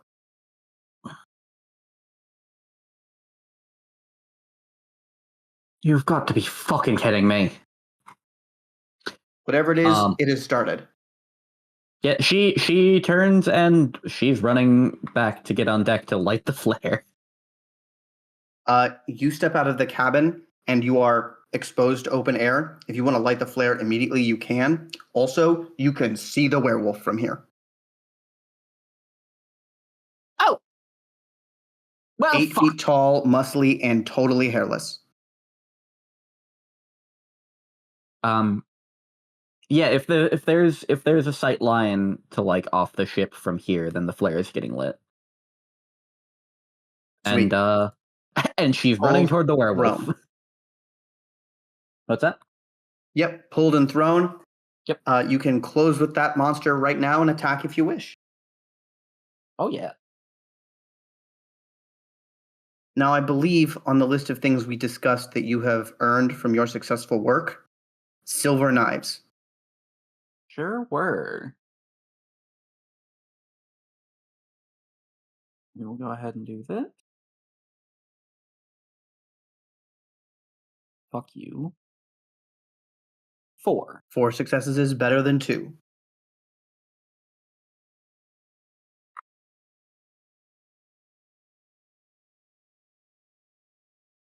Fuck. 5 successes is better than 4. You run at this guy. He's looking up at Lyra, looking at Raven, looks up at Lyra, catches you out of the corner of his eye right as you slide in low to try and take out a leg, and his hand just comes right up into your chest and sends you sprawling across the deck. You're going to take 4 points of subdual damage. Or, yeah. Not doing great.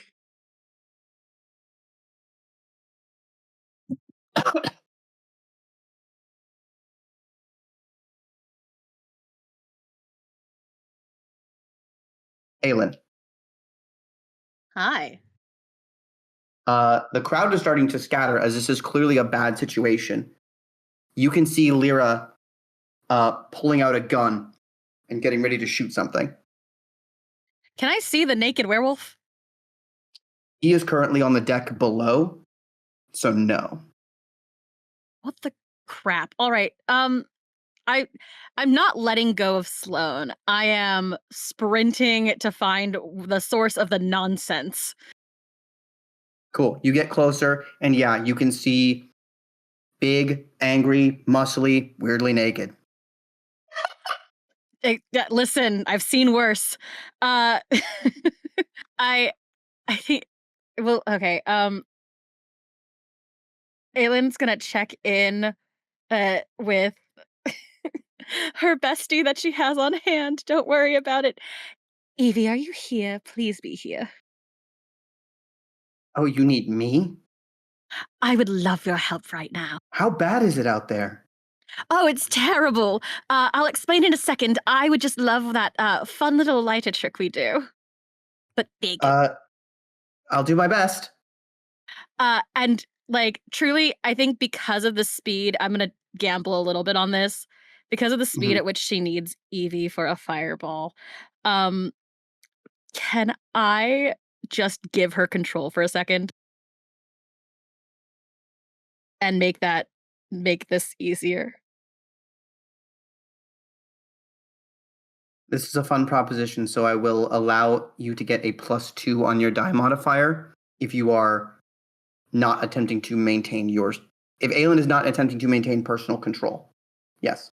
We'll sort it out when I get back or when Yeah. she's done doing this for me. +2 dice. Cool. Okay. I hate that you make me roll science on this. No, this is just to conjure her. Oh, hell yeah. So this is, I believe we said a cult. Pulling them up is a cult in my willpower, Yep. which isn't great right now. Did I get any willpower back from, From resting? Yeah. Yeah, absolutely. You should have gotten either your resolve or composure at the beginning. It's not a high roll. It's not high. I'm really listen.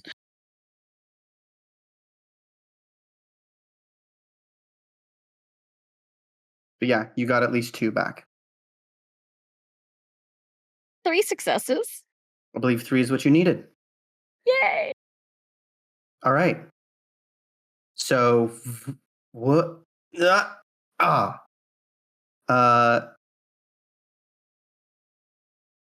You are now going to roleplay Evie. Oh no.